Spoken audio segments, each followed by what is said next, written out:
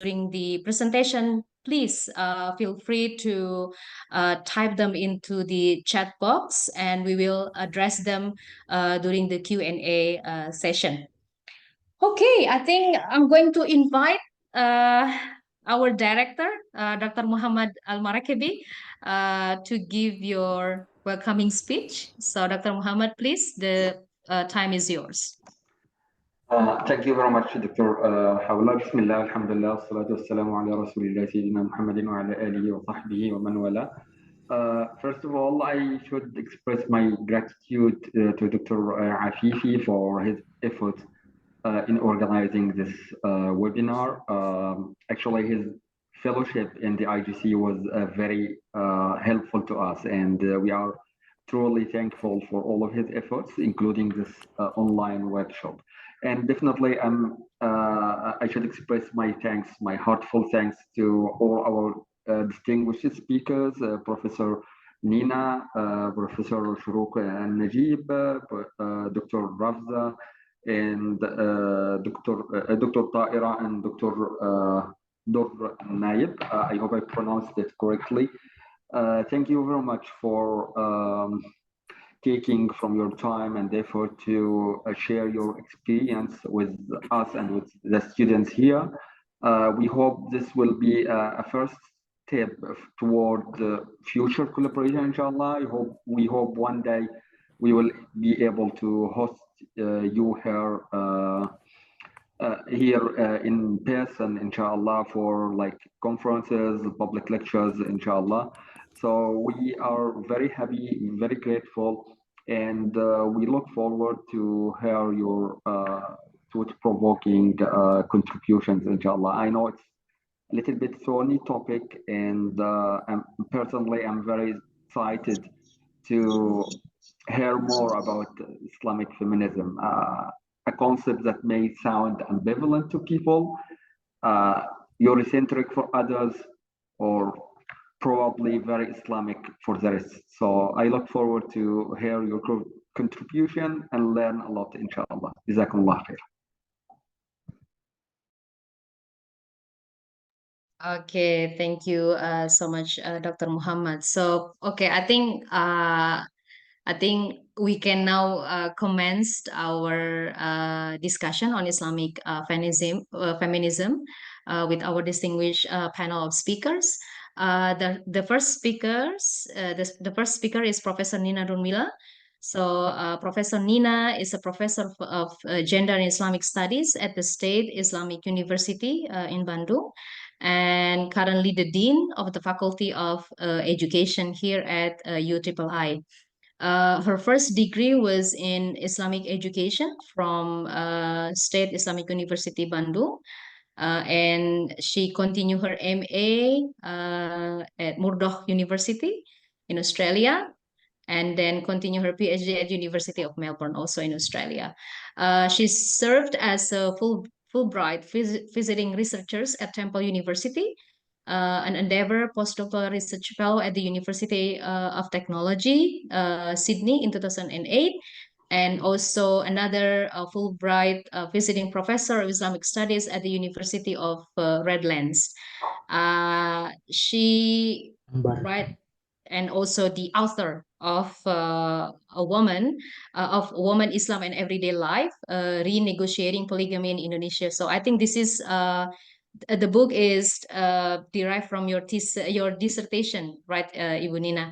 And she also wrote several articles on gender and Islam in the international journals and book chapters published in a reputable publishers. So today, Professor Nina will discuss about the influence of global Islamic feminism on Indonesian Islamic feminist production of knowledge and the movement. The grassroots movement. Okay, I think I will give the time to you, Professor Nina, for another 20 minutes, please. Thank you. Thank you very much, Dr. Haulanur. Bismillahirrahmanirrahim. Assalamualaikum warahmatullahi wabarakatuh. Good afternoon, everyone in Indonesia. Good morning, everyone in the UK, and I don't know, good day in everyone in Turkey. I'm very grateful for this invitation. So I can have opportunity to meet the participants, also the speakers, among others, Dr. Rafza, and then Dr. Shuruk Nakwib and Dr. Mahmoud Afifi, the discussants, Dr. Taira Amin, and then Durin Nayab Khan. I'm sorry if I mispronounce your name. Okay, I would like to share my PowerPoint, which I have prepared under the title of, sorry, okay, I need to, oh, here is the one, share screen.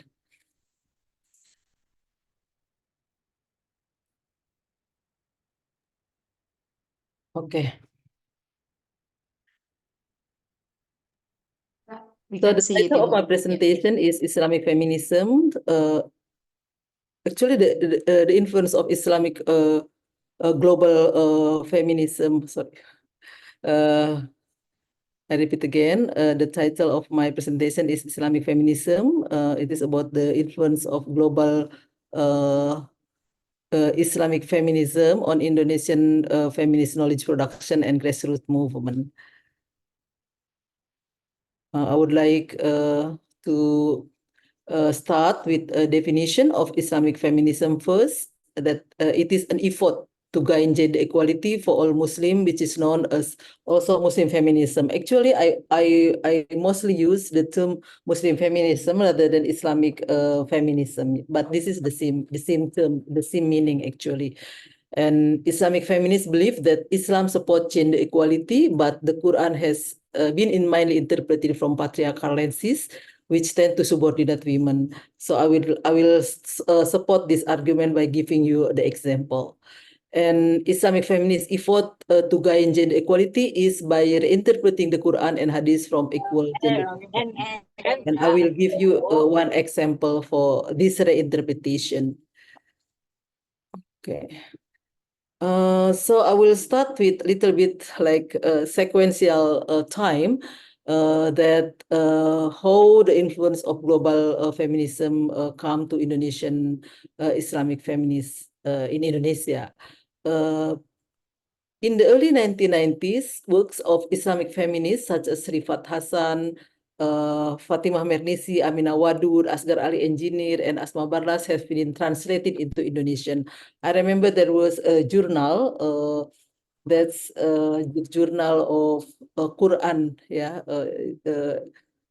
and there was a translation of Rifat Hassan articles on that, the argument that men and women are equal based on the creation that in the Surah An-Nisa, yeah, the chapter An-Nisa, that man and woman is created from the same essence, yeah, min nafsi wahida. So this is the basis for gender equality in Islam.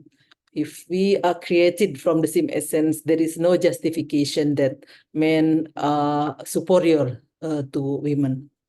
And in addition to the publication, the translation of the Islamic feminist works into Indonesian, there were also many gender trainings conducted by Women's Studies Center in many higher educations, and then in non-government organization and pesantren, which teach to be critical to the gender inequality by using religious justification. At that time, I was just graduated from my first degree in 1992, and I was invited in one of the gender trainings conducted by the Women's Studies program at IAIN Bandung. And beginning the late 1990s, dissertations were written, for example, by Nasaruddin Umar, Zaitunah Subhan, and Nurjana Ismail, which are critical to the patriarchal interpretation of the Quran and offered new feminist interpretation of the Quran. Yeah, I remember that the dissertation written by Nasaruddin Umar was published by Paramadina in 1999. Also, Zaitunah Subhan dissertation was published by Elkis in 1999. And later, Nurjana Ismail published her dissertation in EIN Yogyakarta in 2004. Yeah, I'll show you the cover of the book. Yeah, after this. Okay. Sorry. So this is the Nasaruddin Umar's book, Argumen Kesetaraan Gender, Perspektif Al-Quran. And then Tafsir Kebencian by Zaitunah Subhan and Perempuan dalam Pasungan by Nurjana Ismail. Many similarities in terms of the content of the books, because these three books also refer to Rifat Hassan, Aminah Wadur, Fatimah Mernisi.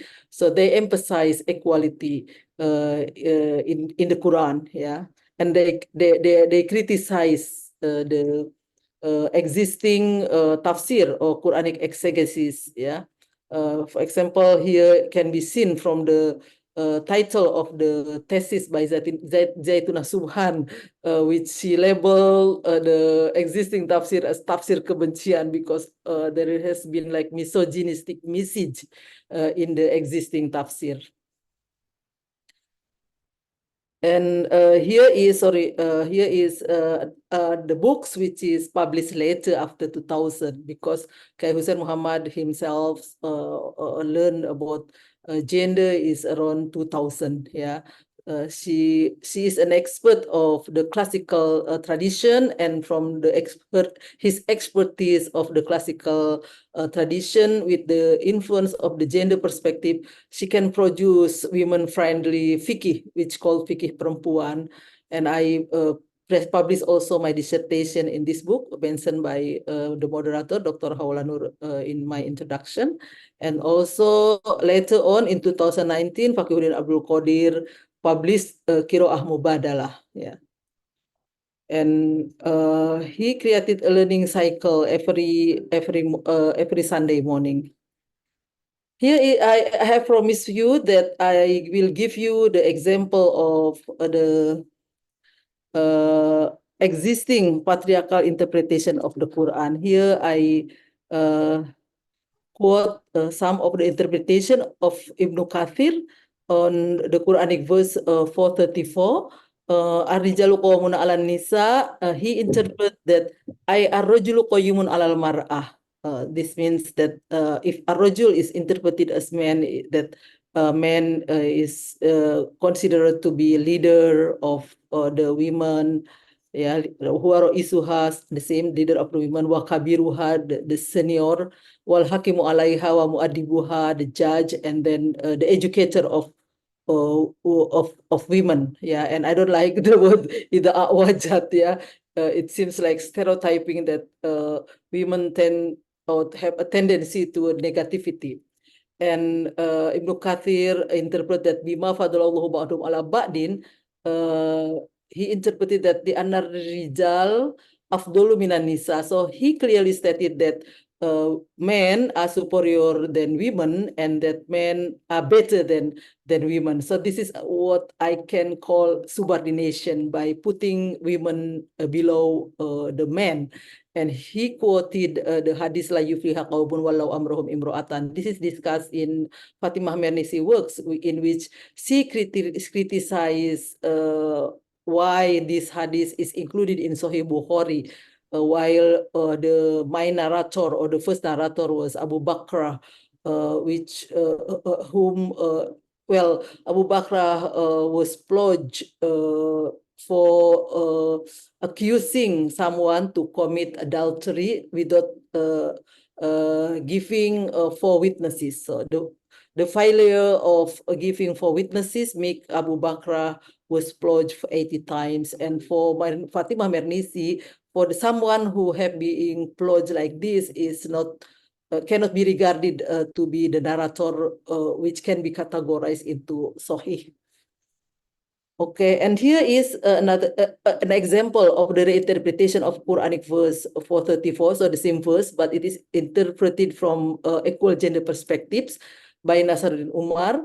He differentiates the term sex and gender in the Quran according to him. So this is very important finding actually. According to him, the Quran when refer to biology use zakar. So this male, and untha for female. But if it is gender, the Quran use mar'ah, nisa, and rijal. And the Quranic verse 434 use rijal. Rijal means doesn't mean dhakar.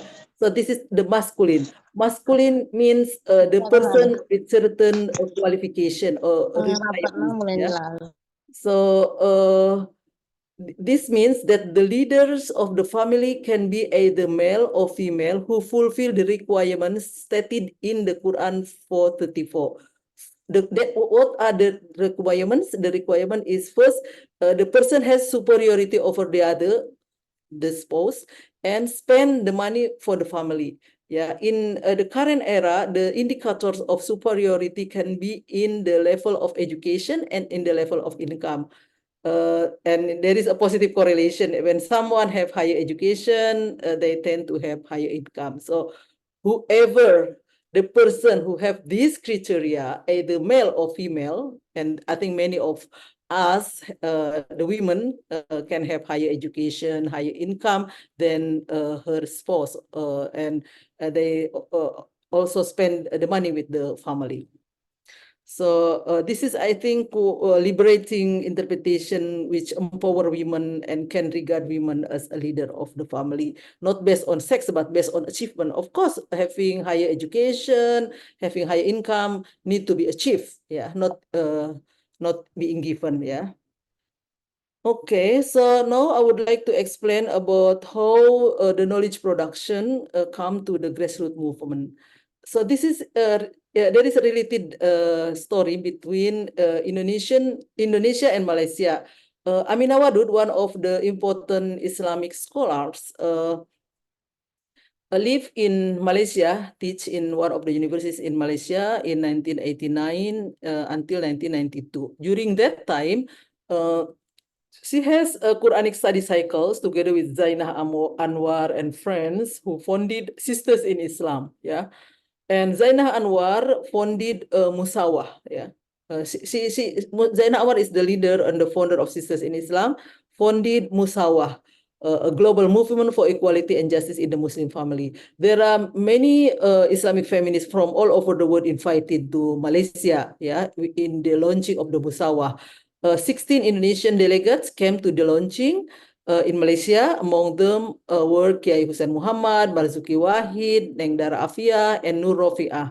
And these scholars, when they returned to Indonesia, they founded Alimat. Alimat is Arabic word which means a female ulama, as one of the focal point of the Musawah global movements.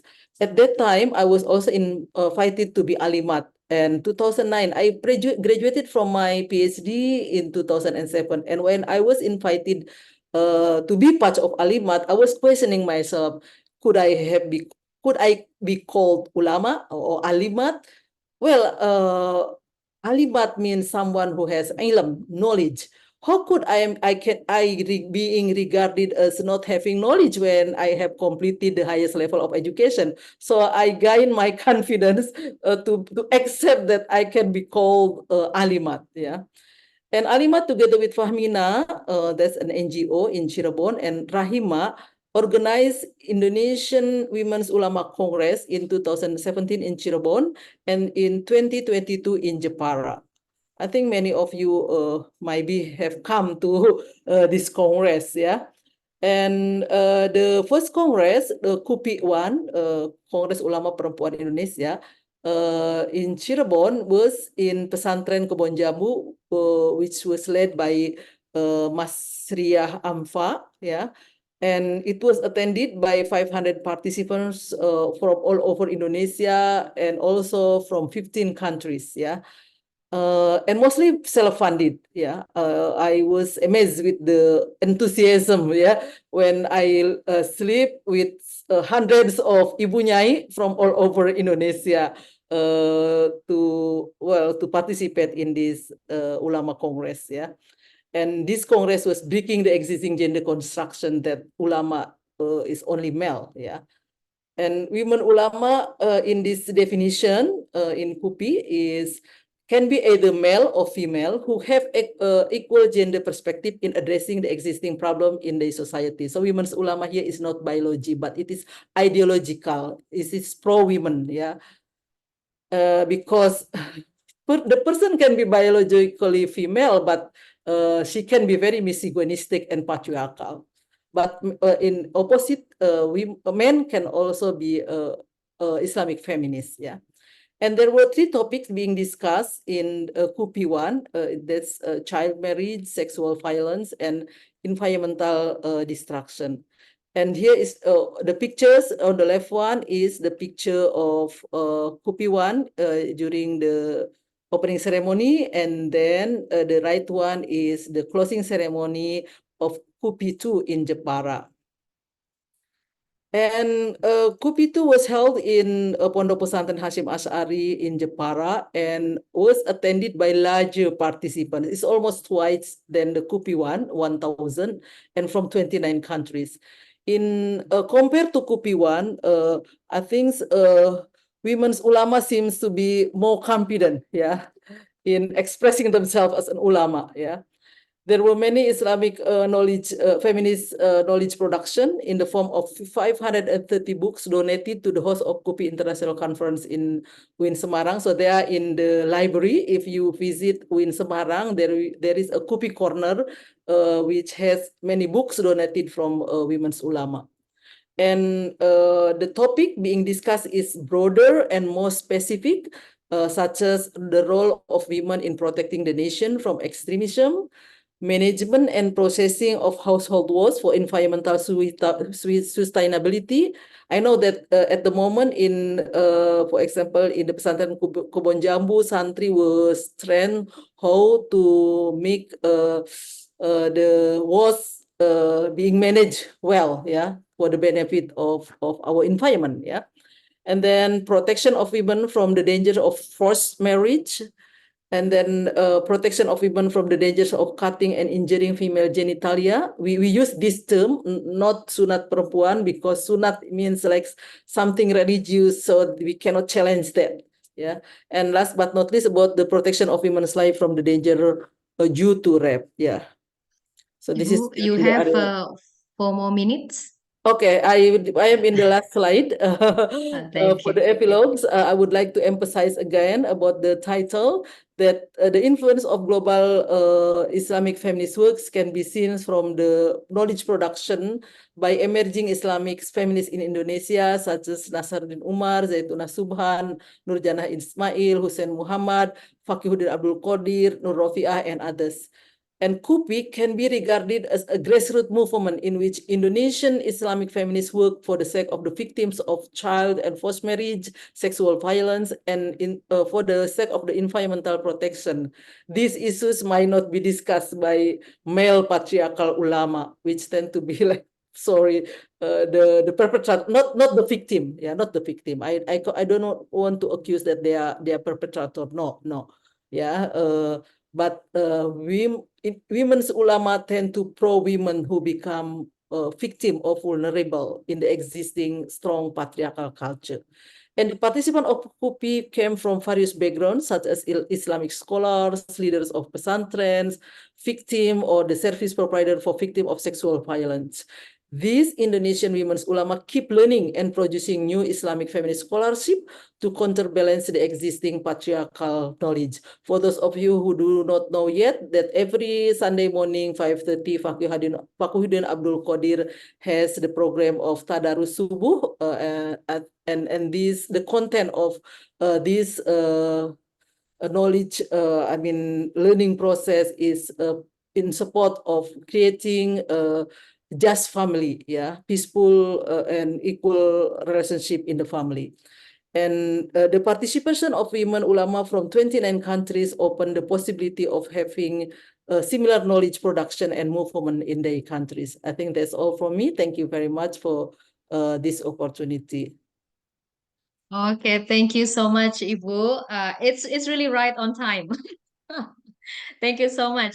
Okay, I think it's really interesting. So we can see from your presentation how big is the influence of a global Muslim feminists to the movement of Indonesian Muslim feminists in Indonesia, and then we can see how the context of Indonesia basically emerge and interplay within the development of the Muslim feminism in Indonesia. Okay, I think we move on to our next speakers. So we will have two speakers for the second presentation.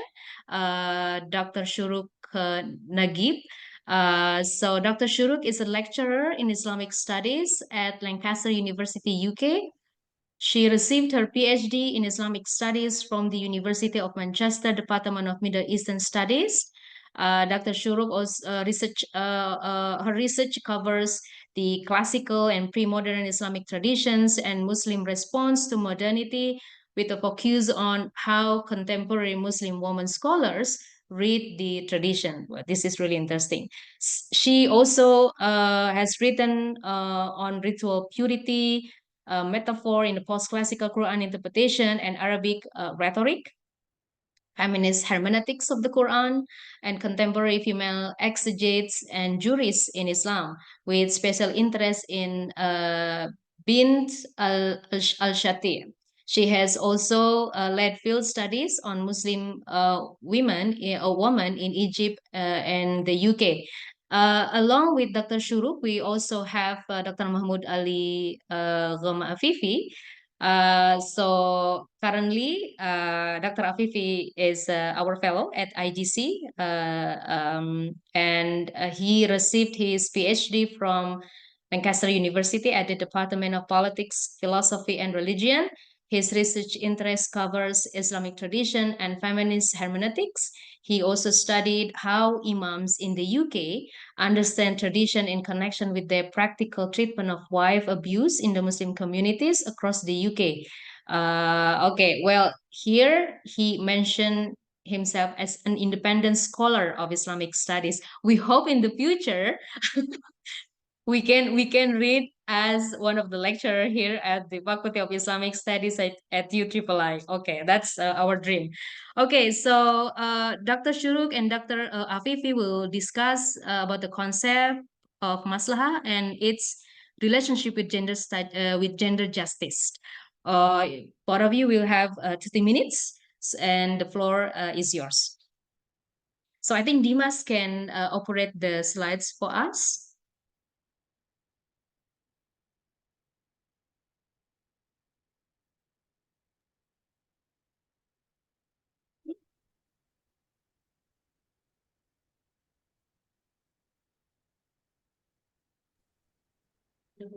Is this Dr. Mahmoud? Yeah, Yes. can you Is- make it is- the slideshow, Dimas? Is Dr. Shroq here?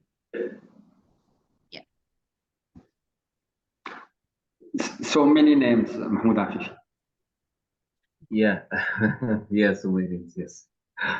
Is Dr. Shroq here? Dr. Dr. Yeah, Shroq, you are are you still with us? muted. Yeah, you are still muted, Dr. Shuruk.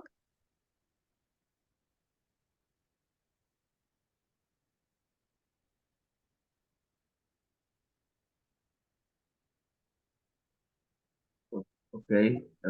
Okay, yeah, it's Yes, on yeah, now. Dr. Shroq is here. It Yeah. was me. I was muted by the host. I couldn't unmute myself. Yeah, Dr. Shroq, if you would like to go ahead, please. Please, can we move to the next slide? Let me, while we do this, start with Bismillah ar-Rahman ar-Rahim. والصلاة والسلام على سيدنا محمد وعلى آله وأصحابه أجمعين. So this is a talk that Mahmoud and I prepared to introduce some of our students and colleagues to the topic. It's based on some preliminary remarks emerging from discussions about his work and my work during his PhD time.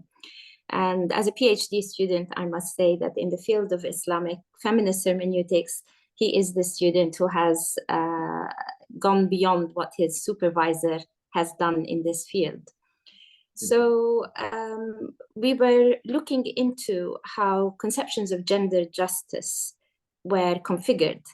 And going back to some of the contemporary Usuli thinkers, we looked at Muhammad Hashim Kamali and his attempt to define gender justice in terms of a regime of equality of rights between men and women, based on textual evidence. linking the purposes of Sharia to actual rulings. If the purpose of Sharia is gender equality, if that could be evidence based on text and identified as an additional and valid maqsid, then we can reform and revise other aspects of fiqh that impinge on gender. Can we move on? Can we move the slide? And some of these views, especially which draw on the idea of maqasid, and we're not here promoting a particular view, but we're looking at where some notions of gender justice are coming from, particularly those which attempt to develop gender justice within the fiqh, the edifice of fiqhi thought. So this comes from Kamali's view and those who introduced the idea of gender justice from the perspective of maqasid.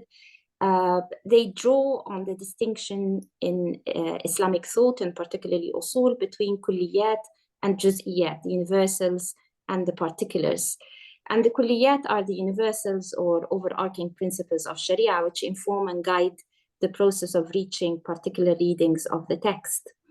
The juz'iyat are the readings of the text which are drawn from or rationalized by the kulliyat, what we translate as universal principles of Sharia. Can we move on, please? And one of the sources that many contemporary scholars draw on in their theory of maqasid or a juristic reform based on maqasid is Ash-Shatibi. And the bottom line argument or the baseline argument is that the kulliyat are those universals upon which the particulars must be based or rooted. And the holistic approach of the kulliyat, or the idea of the kulliyat, is that it is based on a holistic integrated reading of Sharia in its entirety, including the foundational texts and the generality of the foundational text in terms of its aims and goals, and how those aims and goals inform the particular interpretations over history, taking into consideration the usuli legal methodology. So this is perhaps one of the most systematic attempts to draw on Ash-Shatibi in order to develop an Islamically rationalized basis for gender justice that leads to an ethical reading of the divine text to verify and legitimize a notion of gender justice that is sensitive to our current sensibilities, as it were, not just feminist sensibilities, but rather also to what we might call contextual sensibilities, even where in some contexts feminism is denounced. There are certain ideas about the relationship between men and women's role in public life or in the public sphere, women's access to education, access to work, etc., that have been transformed in unprecedented ways. So there are contemporary sensibilities which do stem from notions of equality that have come from the liberal tradition. And we don't need to be feminist to recognize the wide reach of these sensibilities, even within Muslim circles of different persuasions. So this is, as a methodological approach, the determination of the universals through this holistic approach is based on inductive reasoning, and the inductive reasoning it leads to, so the idea is that they are not based on specific texts, but on the holistic or the aggregate of the different aspects of the text and how the text, the foundational text of the Quran, especially how the foundational text has come through the fiqh tradition and other interpretative disciplines of Islam. So it's not that there is no textual evidence, but rather that it's not a specific text, as is often the case with traditional Islamic hermeneutics. And these universals are induced in light of the ethical worldview of the Quran. Can we move on to the next?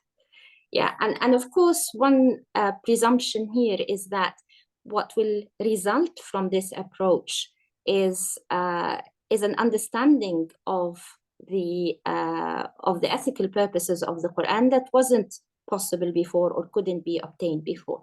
So there's a certain presumption of privileging of the context or the position from which we are speaking in contemporary times and approaching the text from.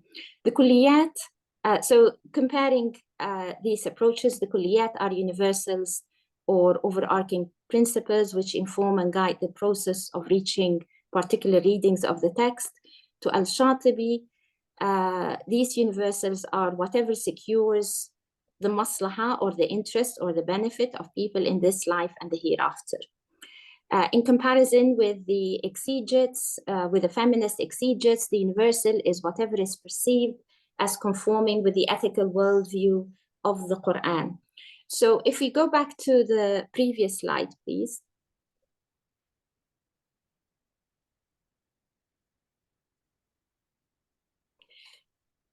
So comparing Al-Shatibi with the feminist approach, Al-Shatibi is still attempting to root a maqsid or a maslaha on the basis of a reading of the text.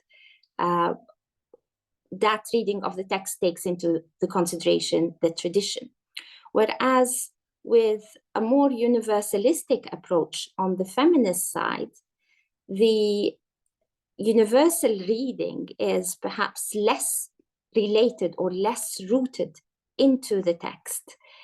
There is perhaps lack of clarity about the methodological basis of how to develop and be certain, or at least systematically designate something or an understanding as the Quranic worldview. So we can say that there is a link between Ash-Shatibi, Kamali, and Islamic feminist hermeneutics, but there's at the methodological level, which is not a minor issue, there's actually a gap between those two groups in terms of the degree to which the text is going to be part of that process of determining the Quranic worldview or the ethical purposes of the Quranic text. We can move back to the following slide. So if we compare the comparison between being based in the text on the text and being less, perhaps if we might say that, less determined or less rooted in the text, the kulliyat within the feminist discourse become overarching principles which cannot be traced in how they are rationalized easily to Islamic methodologies.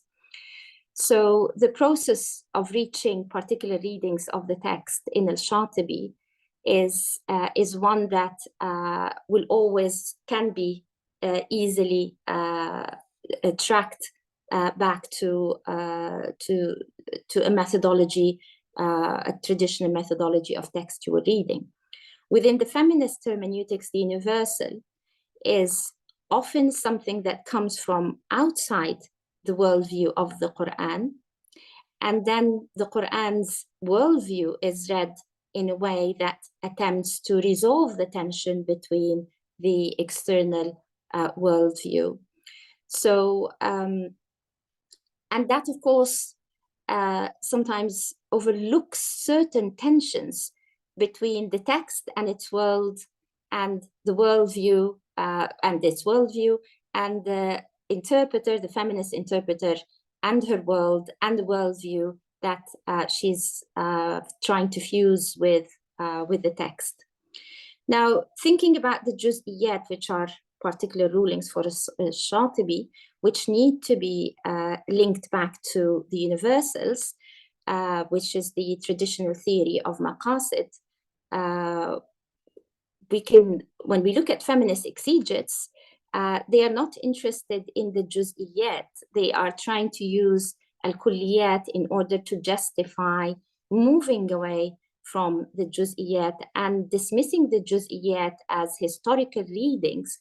And in that sense, there's a kind of condemnation of all these historical readings as somehow outdated. And there's a certain problematic here that emerges from this dismissal of the specific readings or the specific rulings, in the sense that all that is perceived in this edifice of knowledge, which we call the tradition or the pre-modern or traditional forms of Islamic law, is that these readings have no theory, no methodology, and they are just informed by social and cultural biases from the past. So on the other hand, it's not just a dismissal of the male centricity of the readings, it's also a dismissal of the whole body of knowledge and methodology of the Islamic tradition. So the distinction between kulliyat and juz'iyat becomes associated with a modern binary logic in which there is a privileging, to use modern theory, of one term over the other, and prioritizing al-kulliyat, which are tenuously linked to the foundational text, prioritizing that over the actual text in its specificity, but also in its entirety or in terms of its universal principles that are deduced in a systematic or a traditional way. So the ethical worldview that is based on the universal can, in fact, displace the explicit or apparent meaning of the Quran linguistically.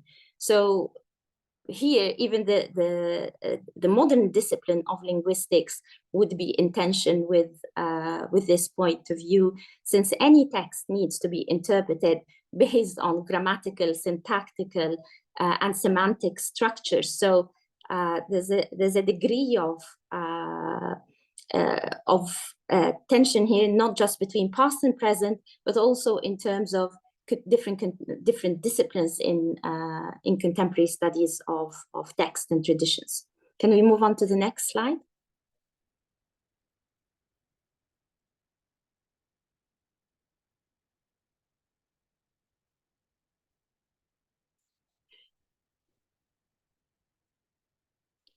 Okay. So some of the limitations of feminist hermeneutics, and I'll hand over to Mahmoud following this slide.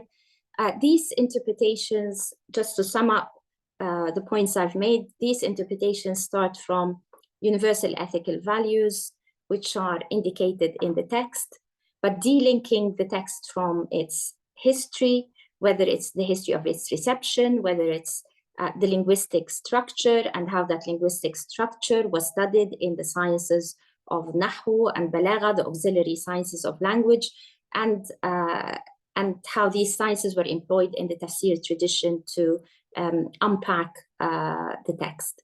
So there's a narrow conception of textuality, perhaps, as more semantic than stylistic. And I mean by that is the text is taken in a very broad, ambiguous sense as being there in philosophical terms, being there as in Heidegger's Dasein, being there as something that exists. But if we are going to unpick it stylistically, then this limits our understanding of it from the feminist perspective. It makes us more, let's say, committed to the meanings that are produced by its linguistic and stylistic and syntactical structures. So and in addition to that, of course, feminist hermeneutics rarely addresses the literary nature of the Quran. And this is a general problem with contemporary approaches to the Quran within activism or within intellectual activism, is that the text is seen as an instrument for political purposes. And the text is mined wherever possible to make these points, which deal with the distribution of rights, with gender rights, the question of justice, or any other question of a public and urgent nature, especially questions surrounding justice. But one of the things in which the text is being ignored, not only in terms of the particulars and the universals, but in terms of its aesthetic and literary dimension. The text itself speaks or refers to its being a bayan, it's being a beautiful or literary text that needs to be taken into consideration when looking at the meanings of the text. And there's a whole school, reformist school, that attempted to incorporate this as fundamental to any modern or contemporary understanding of the text, and that's called the school of At-Tafsir al-Adabi, or literary interpretation, by Muhammad Abdu and Amin al-Kholi. So between Mahmoud and I, we argue that feminist hermeneutics to date has because of the project of gender justice, the text itself has been mined and instrumentalized, but its nature, its history, even its language have been excluded, on the basis that whoever engaged in the past with these aspects of the text has produced male-centered knowledge. And there is a contradiction here. Just to wrap up before I pass on to Mahmoud, and that those questions which are given priority, which lead to the exclusion of Islamic disciplines, which draw on the text's self-referentiality, to its style, to its nature, claim to be, criticize the tradition as being male-centered and as being historically specific, but at the same time do not recognize in any explicit way that the questions we're bringing to the text are themselves historical, are historically specific, and the methodologies that we're using, whether we're trying to delineate the Quranic worldview based on let's say a liberal understanding of justice, that somehow is a given. It's a kind of, I would say, a sleight of hand Western universality, because you cannot claim that one system of knowledge is historically specific, taking historical specificity to be an aspect of knowledge, and then deny that for the knowledge that you are producing.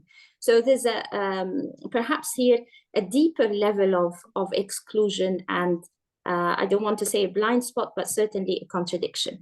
I'll hand over to you, Mahmoud. I hope I have left you enough time. And I hope you can build on. Thank you, Dr. Shuruk. I think you also right on time. So you have like 15 minutes. Exactly, Dr. Afifi, please. So I have got 15 minutes, right? Yes, until 4:40, and then we will hand over to Dr. Ramza. Continue to Dr. Ramza. All right. Thank you very much. Thank you very much, Dr. Shuruk. I believe 15 minutes is too much because Dr. Shuruk covered everything almost. So Alhamdulillah, she saved me the job of going further with more information. So I will just pick on one of the things which Dr. Shuruk highlighted in her presentation on this distinction between feminist hermeneutics and Ash-Shatibi's distinction between universals and particulars. So when we talk about the concept of maslaha, it means the public interest. Literally, it means public interest or the interest of the Muslim public. And this concept is deeply rooted in Islamic tradition. It started with Imam Malik, like back in the days, and then it witnessed further development with a fully blown theory with Ash-Shatibi, who wrote massively on this concept of maslaha or maqasid, the objectives of Islamic Sharia. And according to this principle, whatever secures the interest of the Muslim public should count as a valid and an authoritative evidence that outweighs even textual evidence sometimes.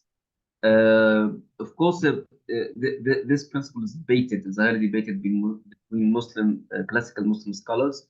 So while some scholars would give maslaha authority over textual evidence like the Quran and the Sunnah, and open the way wide to this principle, even to rule out some long-standing established rulings within Islamic Sharia. Other scholars would just say no if the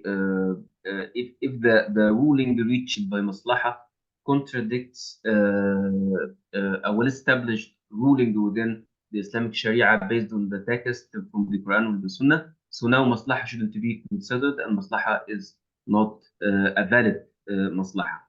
So there's this debate between classical scholars on the authoritativeness or authority of maslaha. Islamic feminists, they didn't use this term, maslaha. To be honest, even they might be against using it, which is, I mean, something that is really read in Islamic feminist literature.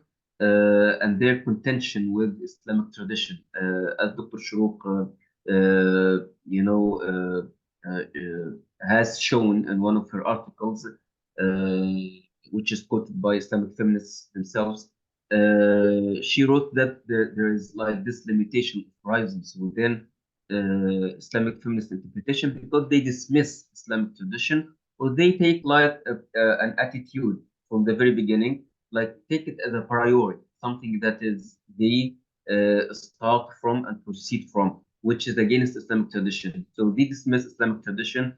They try to interpret the Quran apart from any traditional extra textual sources like tafsir, fiqh, and whatever else, including Islamic legal methodology, including this principle of maslaha. So they didn't refer to this concept of maslaha in their discussion and in their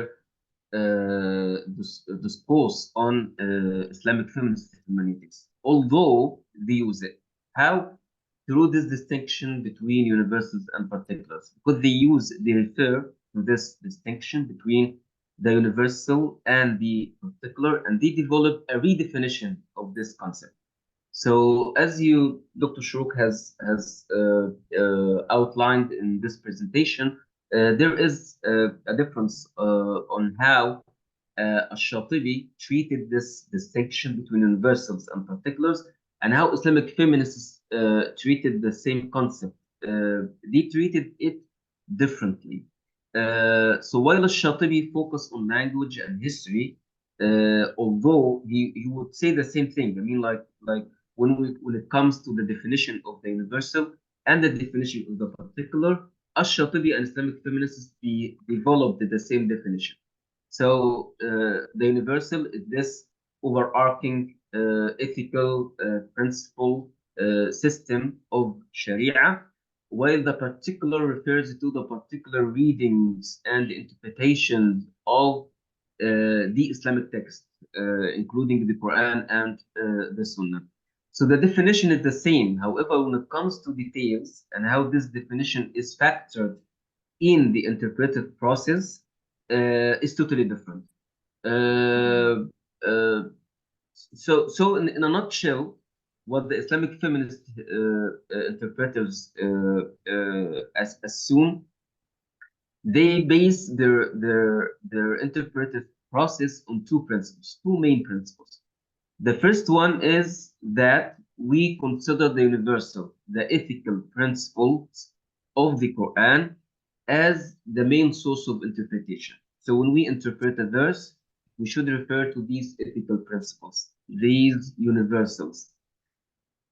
Yet, when we go to define what the universal is, it becomes so problematic because the universal becomes something that is really fishy, something that is not realized in the text, and this is what Amina Wadud and Asma Ballas themselves said. They said the universal is not something that we can recognize through the text.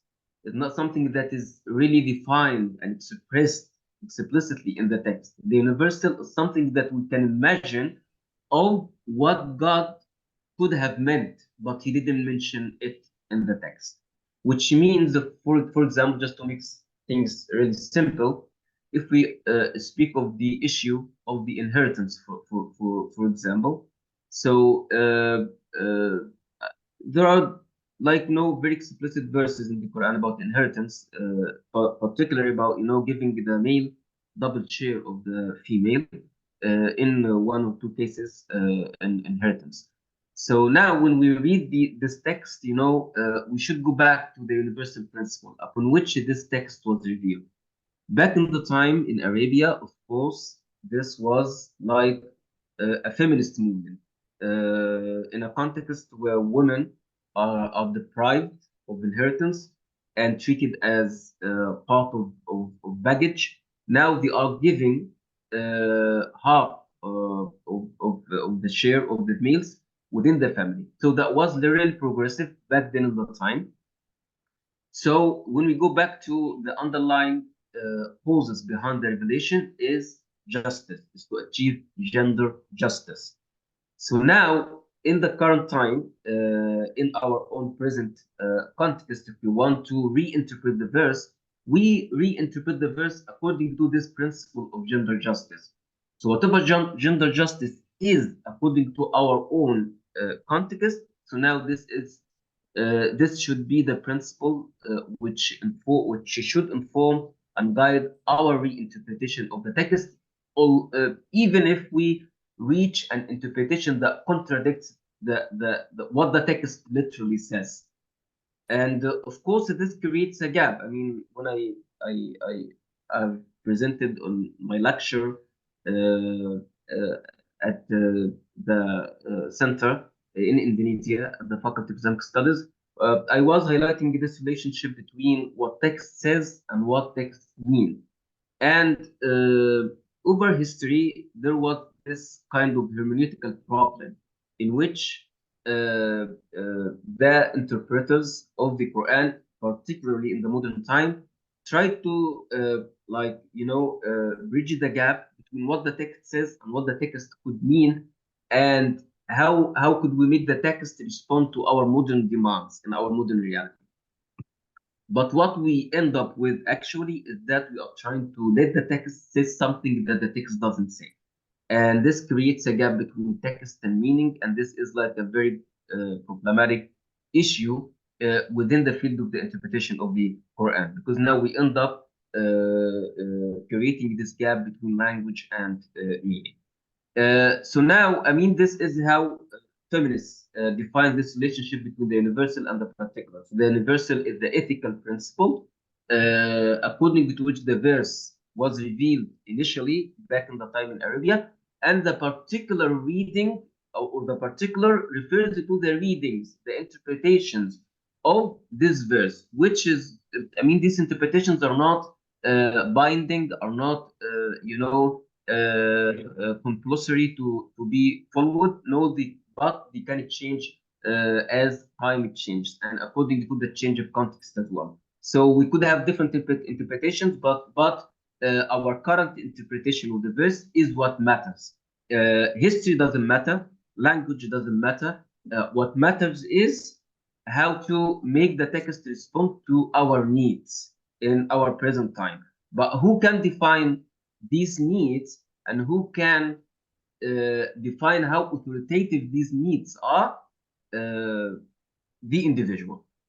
And this is super problematic again because it creates different but contradictory interpretations according to the person and the individual himself or herself.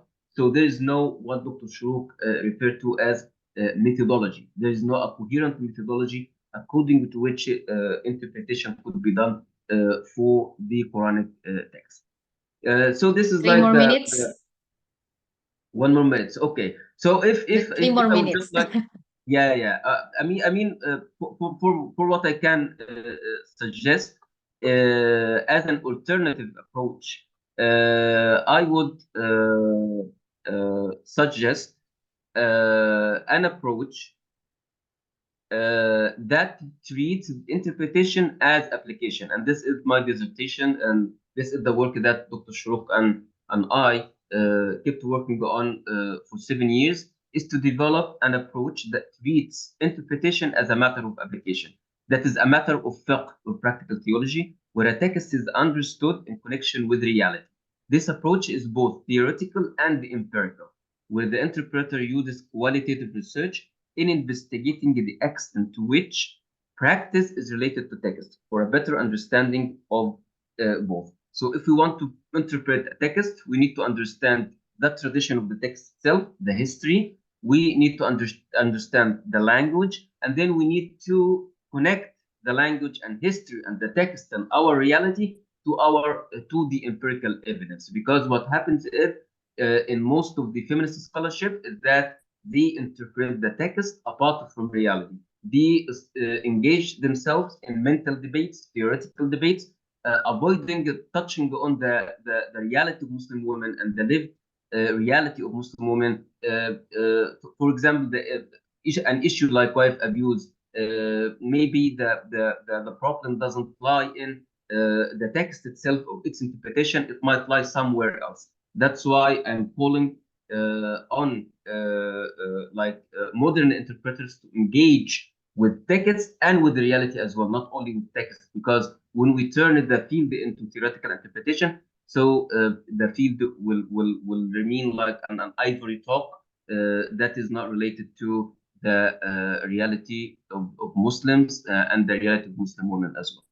I hope that makes sense, and thank you very much. Yeah. Thank you very much, Dr.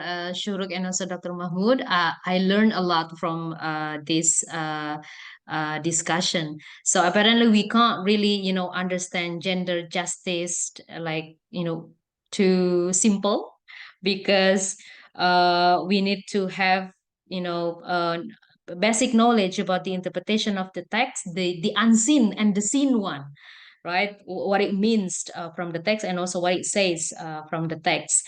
Okay, so thank you so much for that. I think now we move on to our last speaker, Dr. Ravza Altuntas Shakir. So Dr. Ravza is an assistant professor of politics at Marmara University, Institute of Middle Eastern and Islamic Countries, Department of Sociology and Anthropology of Middle East. In 2018, she obtained her PhD in political theory at Durham University School of Government and International Affairs. Her research interests are in the areas of Islamic and multiculturalist political thought, Middle Eastern politics, and comparative political theory. Today, Dr. Ravza will present her presentation on deconstructing Islamic feminism, methodologies of de-essentialization. Methodologies of de-essentialization. Okay, so to Dr. Ravza, the 20 minutes is yours, please. Thank you very much. Good morning, everyone. It's a pleasure to be with you today. I would like to thank Dr. Mahmoud and Hala for organizing this workshop and coordinating it. It's always a pleasure to listen to Dr. Shuruk, and I was looking forward to listening Professor Nina. Today, I will be talking about a paper I'm working on titled Deconstructing Islamic and Islamic Feminism, Methodologies of the Essentialization. So in 20 minutes, I will try to give very briefly what the paper is about. And once I finish writing it, I'm more than happy to share with the participants and have your feedback if they would find it interesting to read. So in this paper, I'm looking at complex nomenclatural conundrum, as I called, as the naming issue of Islamic feminism, why there is a debate around Islamic feminism as a term. So the very terms of Islamic and feminism has been contested. So I will be looking at female egalitarian theologians, secularist voices and Islamist positions, and how they problematize Islamic and feminism. I diagnosed two significant challenges associated with the term Islamic feminism. First is essentialist interpretations of feminism, and second, essentialist interpretations of religion.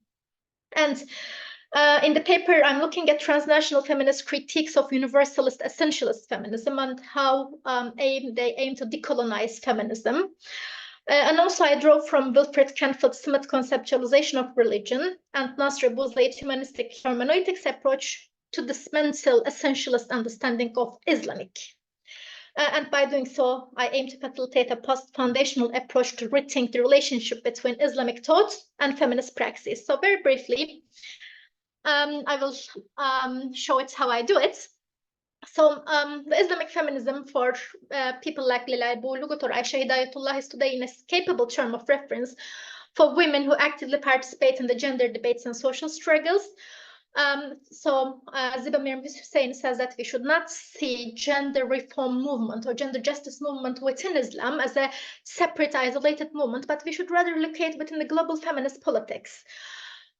Because it is a part of a crucial social justice project globally. The founding mothers like Asma Barlas and Amina Wedut, especially in the formative years, did not agree to be called as feminists. They preferred to be called as believing women, and Barlas regards her work as simply Islamic. The reason for that is they have seen feminism as an hegemonic naming of the other, as an imperializing hegemonic project, because feminism's political hegemony associated with European modernity. And we see many women are resisted to be called as feminist, and also we need to remember feminism in some part of the Muslim world has an ill repute, is almost like a conversation stopper, because it has been seen as an instrument of colonial domination, the case of Algeria with the French colonizers. And if you see, in some parts of the Muslim world, feminism can be seen as a cultural betrayal. For instance, in Turkey, we see women's associations. They do a lot of work in gender justice, but they do not want to call themselves as feminists. Rather, they call themselves Muslim women scholar of activists, just because of practical and more pragmatic reasons. So this is the perspective of women within gender justice movement within Islam that are hesitant to be called as feminist. There's also secularist critiques of the terminology Islamic feminism, in which what we see is they are problematizing the part Islamic rather than feminist this time, because they believe, I quote, Islam is a religion in which the role of women is clearly stated, so that is very unlikely to bring any gender equality. They believe that the epistemology of Islam is contrary to the women's rights, so Islamic feminism or any Islamic epistemologically inspired intellectual movement cannot bring individual autonomy, equality, and liberation. So this is a secularist critique of the term Islamic feminism. There is Islamist critique. We see women like intellectuals like Zainab al-Ghazali and more recently Hiba Raouf or Nazis Shishman rejecting feminism. They believe that there should be a gender liberation or gender emancipation movements, but it should not be feminism. It should be ontologically and epistemologically Islamic. So they are in favor of gender justice, but they do not want to be called as feminist due to epistemological reasons. So we see there is lots of debate going on whether or not can we be calling this gender reform movement within Islam as Islamic feminism. as I said, the opposition comes from either from essentialist perceptions of feminism that views feminism in a very Eurocentric way, that it is the Enlightenment feminism, or colonial or imperial or universalist feminism, as I call it, can provide the only universal way of female emancipation and provide a good way of life, and there is no other feminist or emancipatory liberatory idea can come out of Enlightenment liberalism. This is the essentialist perception of feminism. Also, there is essentialist conception of Islam, as if Islam is static. It is very much dogmatic, that cannot respond, that cannot be dynamic in understanding the changes, and as if Islam shapes ethnography, culture, history, politics, everything in the Muslim world, and it is not the interpretations cannot be changed or reflective of the social current realities. In that stage, I engage with de-essentializing first feminism. There is a lot of work in transnational feminist literature, whether in post-colonial feminism or multiculturalist feminism, in efforts to de-essentialize feminism. For instance, we see how this universalist political ideology behind Enlightenment feminism has been deconstructed. And the whole idea of the need to liberate or save Muslim women has been criticized, and we see that the differences among women and how we should understand autonomy, human rights, women's rights, liberation in a multicultural or pluralistic context. So there has been lots of work over here in decolonizing, de-essentializing the feminism, especially since 1990s.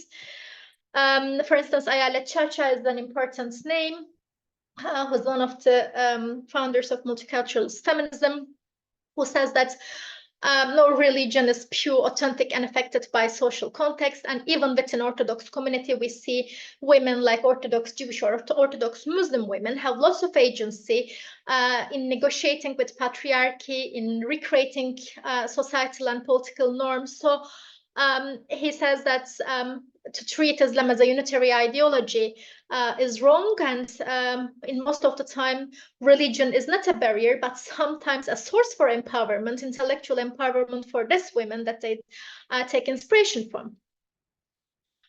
What we see, which I find it's interesting, is there is alternative endeavor to name the gender justice movement within Islam with the terminology Muslim rather than Islamic. So we have Muslim theology of Lamti and Badran's Muslim holistic feminism. So Badran makes this differentiation between Islamic feminism, which is more text-based, which is very epistemologically Islamic, but she defines Muslim holistic feminism as integrating secular discourses of democracy, human rights, and it's a form of transnational feminism.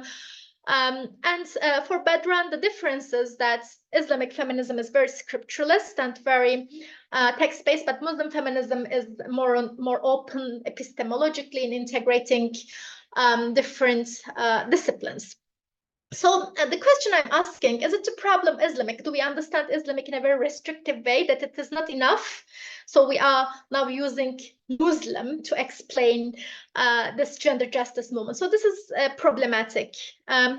Which takes me to understand Islamic. And there is lots of criticism within Islamic feminism literature that they take Islamic in an essentialist manner. For instance, whether or not they take Islam as given, solely textual, whether or not they have solely textual focus, whether or not the understanding of Islamic is foundationalist within Islamic feminism, and whether or not can we de-essentialize Islamic.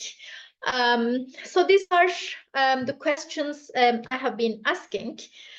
So Shuruk Hoja has talked about the hermeneutical feminist hermeneutics, and she had certain criticism.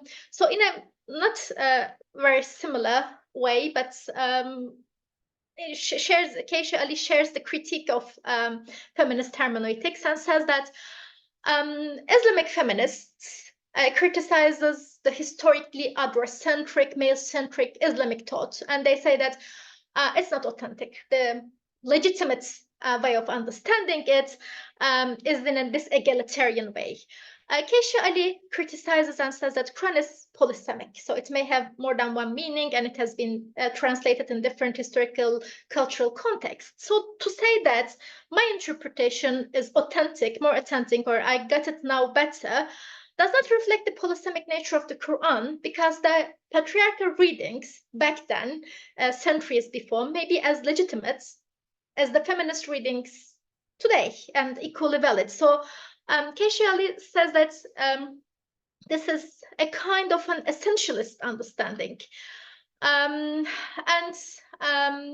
feminist interpreters today essentializing their critical literacy and historical approach to the text, and as if there is they are the only ones that can understand the universal ethical message of the Quran. So this is a criticism has been done towards Islamic feminists. They are critiqued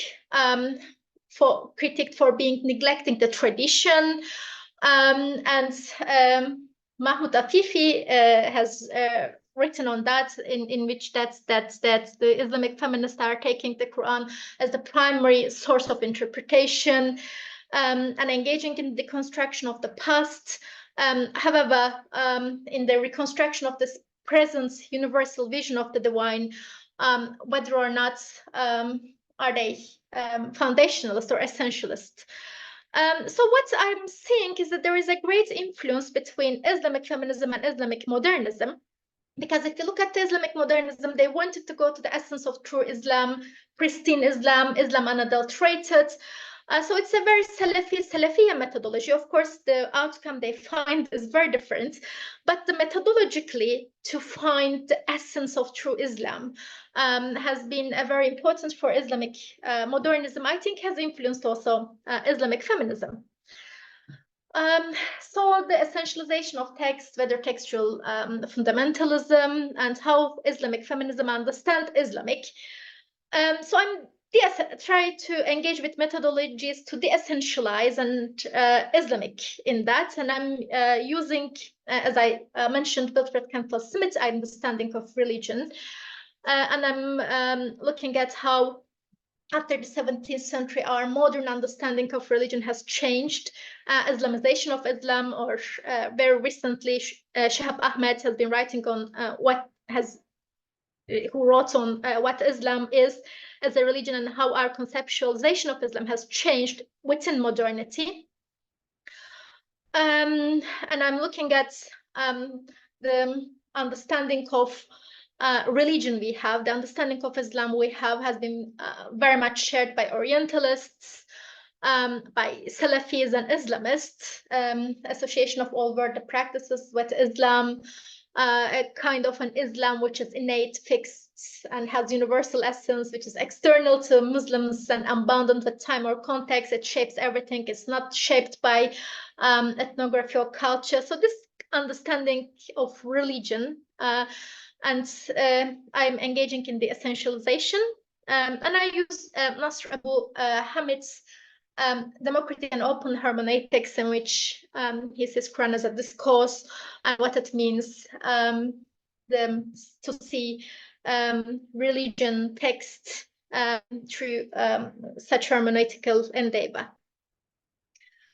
So Islamic feminism has been criticizing not only the mainstream androcentric Islamic thought, but also has been criticizing universalist feminism. So I see it as a part of decolonizing feminism, transnational feminist movements. It has been criticizing, universalizing the secular Western perspectives, and also showing that religion can provide grounds for women's empowerment. Meanwhile, criticizing the mainstream Islamic thought. But what I'm trying to rethink in this paper is whether or not can we think as a post-foundationalist approach to Islamic feminism. So it's not only something terminological, linguistic, whether or not we should use Islamic or Muslim, whether we shall understand Islamic in an essentialist or the essentialist manner. Actually, it's a very philosophical issue surrounding this naming issue. So by tracing the genealogy of these issues, to look at the serious philosophical differences on what is religion, what is text, I'm rethinking Islamic feminism in a post-foundationalist methods. As Raja Rouhani says, if we say Islamic feminism in a lowercase I, we can refer to the pluralist way of understanding Islam and polysemitic nature of the text. I disagree with that, and I say that even with a capitalist E, if we say Islamic feminism, Islamic, to define, to understand Islamic, we should not understand in a static way, but Islamic with a capital E, capital I is enough to show how it can accommodate all this historically, culturally different understanding and interpretations of Islam, because we should be understanding Islamic in the essentialist manner, rather than replacing it with a lowercase I or Muslim. So this is the arguments I'm making in this paper. And thank you very much for listening to it. I know it was quite fast because I wanted to fit it in 20 minutes, but as I said, I'm more than happy to share it once I finish writing. Thank you. Well, thank you so much, Dr. Ravza. It's really again full of new thing. I think we learned a lot from your presentation. Okay, I think I just I just received a request. Probably Dr. Shuruk can give us, example of contemporary Islamic feminists that is really, has a sensitivity to the tradition. Dr. Shuruk? Yes, thank you. Assalamu alaikum again. Welcome. So, I think we've covered a lot of ground. This has been a very useful seminar. And the example that I would use is coming from the literary school of tafsir. I would claim that I position myself in that school with my interest in language and linguistics and the history of that particular school from the time of Amin al-Khuli to Bint al-Shati. The main figure of the school is actually a woman exegete of the Quran. And I do sometimes wonder why women exegetes of the Quran that have been writing earlier in the 20th century are not included as pioneers within Islamic feminist hermeneutics and rather dismissed as not feminist and hence working within the patriarchal episteme of the Islamic tradition. So the example is that of Aisha Abdul Rahman bint al-Shati. And I know that we've covered a lot of ground, and I want to give time to the respondents, both of whom are part of the Lancaster community of scholars working on Islamic feminism and gender and Islam in various ways. So what is interesting about Bint al-Shati is that in terms of her methodology, she has developed both a system for reading the Quran, but also a philosophical position from which the Quran is understood on its own terms. It's not denying that we bring questions to the Quran from our current context, but maximizing the possibility that the Quran speaks to us rather than us speaking through it, ventricularizing it, using it, instrumentalizing it. She calls this, she uses the term both cross-referencing, so cross-referencing Quranic material. She uses a let's say, linguistic method as best as the method was available and possible in the 1950s and the 1960s, but not far from a lot of the basic methods of what we call modern linguistics, including corpus linguistics or computational linguistics, which use empirical systems of finding words, same phrases in various contexts. So she has this system or method, but her philosophical position is one of listening to the text, which is closer to literary theories, again, in a contemporary approach to literary text, especially in the Anglo-Saxon world of literary analysis. Instead of using the word ijtihad, which is, I think, known to most people, rationalizing or independent reasoning, she uses the word ihtikam, which means adjudication, also a term with a technical repertoire in the Islamic tradition. So she considers tafsir al-Quran, the interpretation of the Quran, is a way of al-ihtikam ila al-Quran, to the text, to adjudicate on its meaning. So it's not the literal meaning of the text, it's not the apparent meaning of the text, it's using linguistic methods of analysis to adjudicate the text through maximizing the systematic method in order for the text to indicate where its meaning is going. How the text will be applied, what questions we bring to the text will stem from both the meeting of the horizon of the reader, and she uses the word horizon, although I would bet that she hasn't read Gadamer. This was the 50s and the 60s, and Gadamer hadn't written Truth and Method in around that time yet. So she uses the word ufuq, afaq, of the reader, and the reader brings those afaq or those horizons to the text, but listening to the text with their own questions, but without imposing an a priori assumption about its ethical content. When maximizing that systematic linguistic analysis, what we will get are indicators of the ethical direction of the text, al-usul al-kubra. So the word ihtikam, in a way, I think, although she doesn't proclaim herself to be a feminist, she doesn't focus on gender, the text does lead her to talk about gender in her Maqal fil Insan. When she was in the 50s, perhaps one of the first women exegete actually to write about a notion of the self as predicating a notion of human equality. So an-nafs fil Quran, or the creation verses as indicating equality between men and women. But she didn't go to that with a gender question. She went to the Quran to interpret the Meccan surahs, and the Meccan surahs suggested the primacy of the conception of humanity. And in reading humanity in the Quran, she came to understand gender.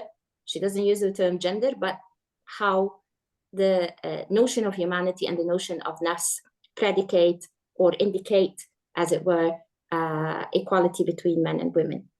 This adjudication is perhaps, if we talk of a hermeneutic that is pious and believing, because someone like Asma Barlas considers her reading to be a reading of a believing woman.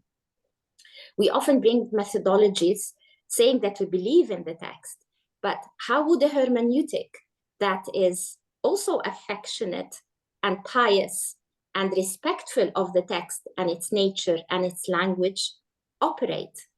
And I think Aisha Abdurrahman bint al-Shati, in her conception of al-ihtikam ila al-Quran, in which, in a very preliminary study of al-nafs, she argues that the nafs is gender neutral. It doesn't refer to men or women, and it refers to the ethical dimension of humanity in most of the 272 cases. That empirical study shows that humanity is, what is prioritized in humanity is the ethical agency rather than the gender roles. So she makes those conclusions, but starting from a different path and putting the text in place of the interpreter. The interpreter is a servant or a listener to the text. Here, this is not a fundamentalism of the text by saying the text authorizes everything, but it puts the reader and the text in a reciprocal relationship. I would say a kind of fusion of horizons, that allows the text and the different, let's say, readings of it over time, because she also uses tafsir, but uses tafsir not as a final arbitrator, uses tafsir to draw on the wealth of linguistic, grammatical, semantic, or lexical knowledge.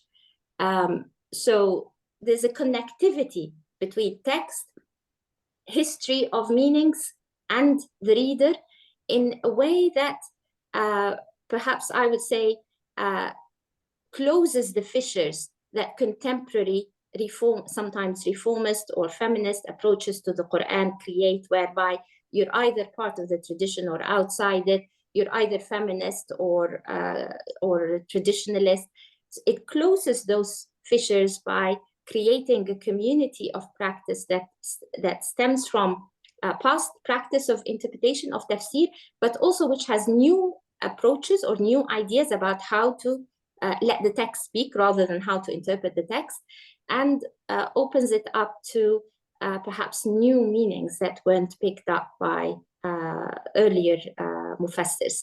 And I think the word adjudication is worth further work by people who are working on gender on the Quran or Islamic feminist hermeneutics, as it were. I hope that clarifies. Okay. Yeah. It's not a very long-winded answer to or response to the request.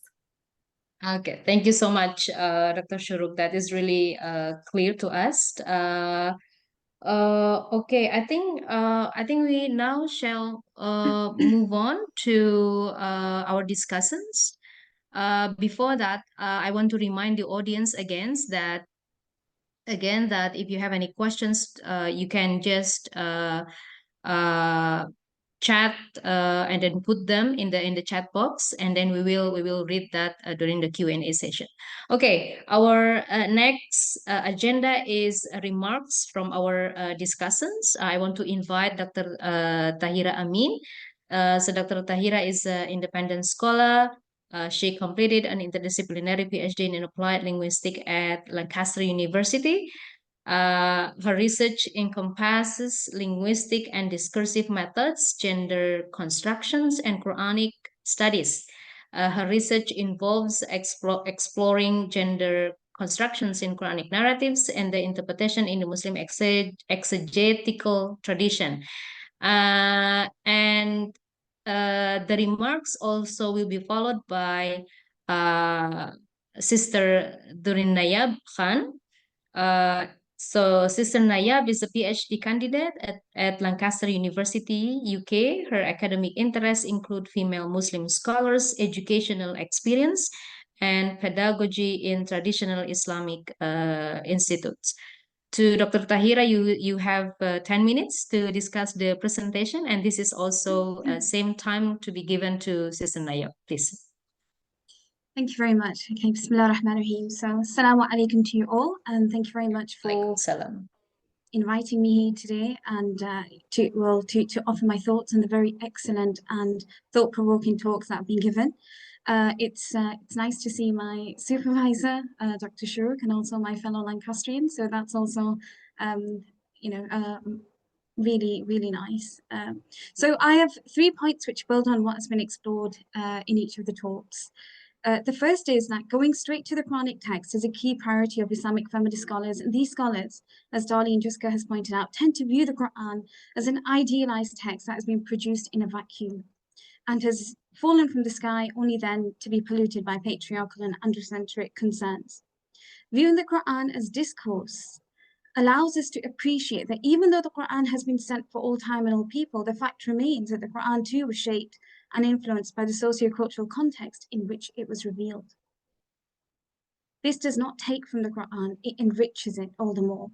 In fact, every text bears the imprint of the concerns and the ideas of the context in which it is formed, and each interpretation expresses the socio-political commitment of the interpreter, including the scholarship that Islamic feminists fervently produce. So why judge the Muslim exegetical tradition to the extent of disavowal and utter rejection?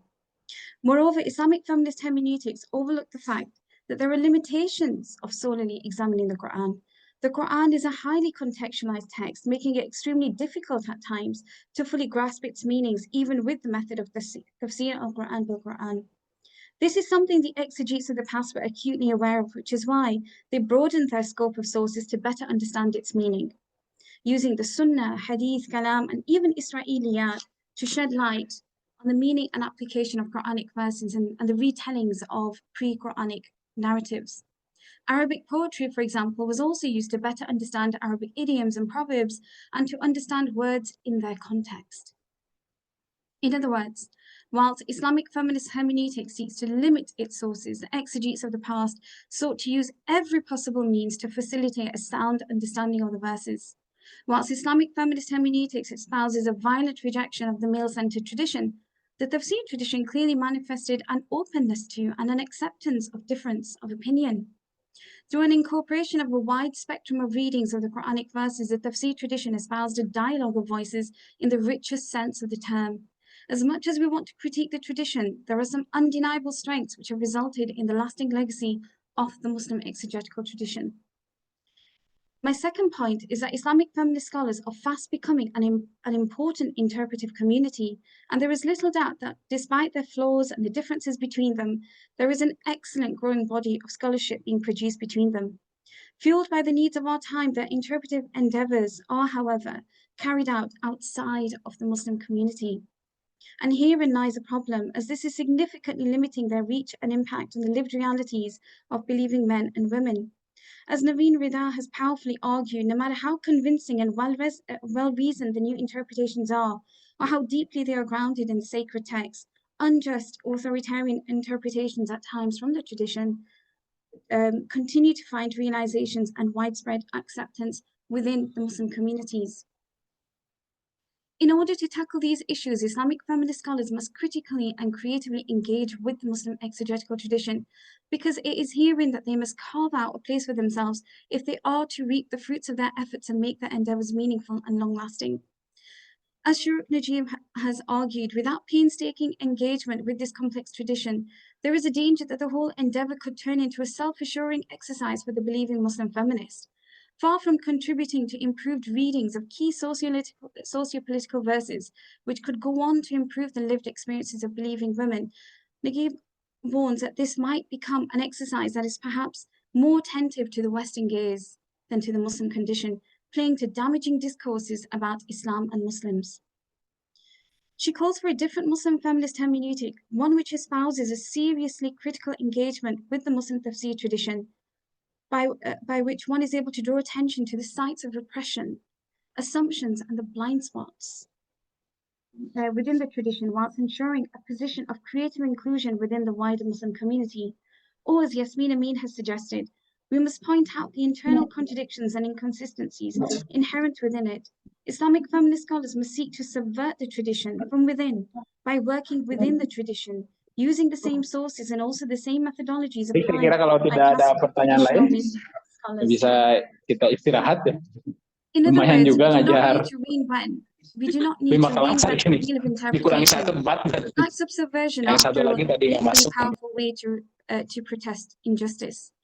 Besides, seeing the flaws in the Muslim tradition need not reinforce a disavowal of the tradition. Instead, perhaps it can be used as a mirror, helping Islamic feminist scholars become both self-reflective and self-reflexive and acutely aware of how their own scholarship is being shaped by the socio-cultural and political context of our own time.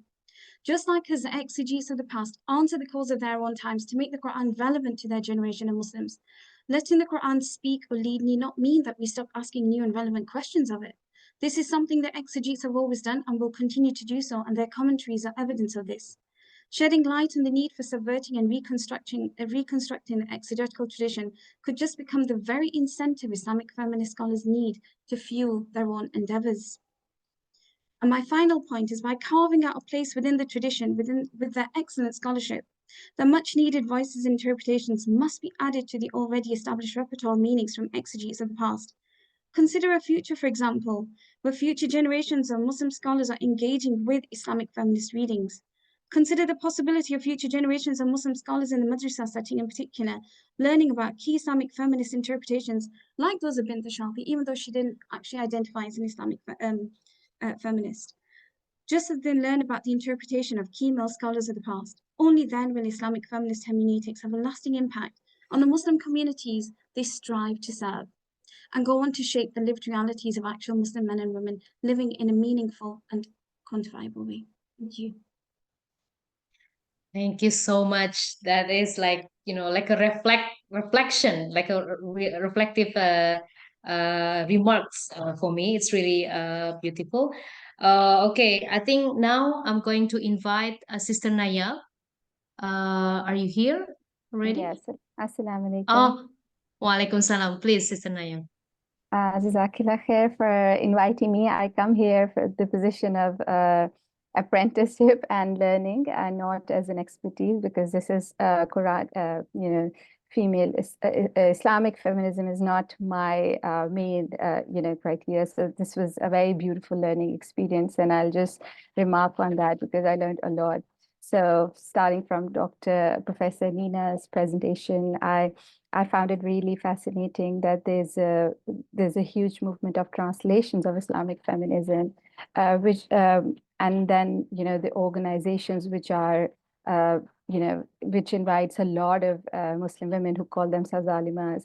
I was especially intrigued by that because female scholarship has a very long tradition, and that comes within the tradition before the current wave of Islamic feminism.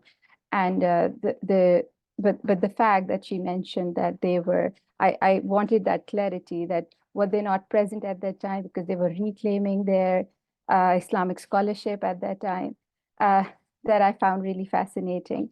And then I just wanted to share from what was mentioned in Dr. Shuruk's and Muhammad Afifi's presentation, that the methodology that is used by Islamic feminists that not only dismisses the traditional, the scholars, because since they're coming from a history which is categorized as patriarchal and misogynist, but also a methodology altogether. And for that reason, in my study, because I work on female Muslim scholars and I study them and I live with them, and there are thousands of them in the UK, I don't see any connection with Islamic feminism in their life, which is very strange considering they're not only working for women. So these are, some of them are community leaders, some of them are active members of change in the community, that not only, so they have a huge authority in their text when they're teaching authoritative text, and they're looked at very seniors, and a lot of Muslim women go to them rather than to some male ulama. So there's a huge respect and decorum, and at the same time, when I see the connection, but this whole discourse, academic discourse, seems to be in ivory towers, not speaking to them, which I found.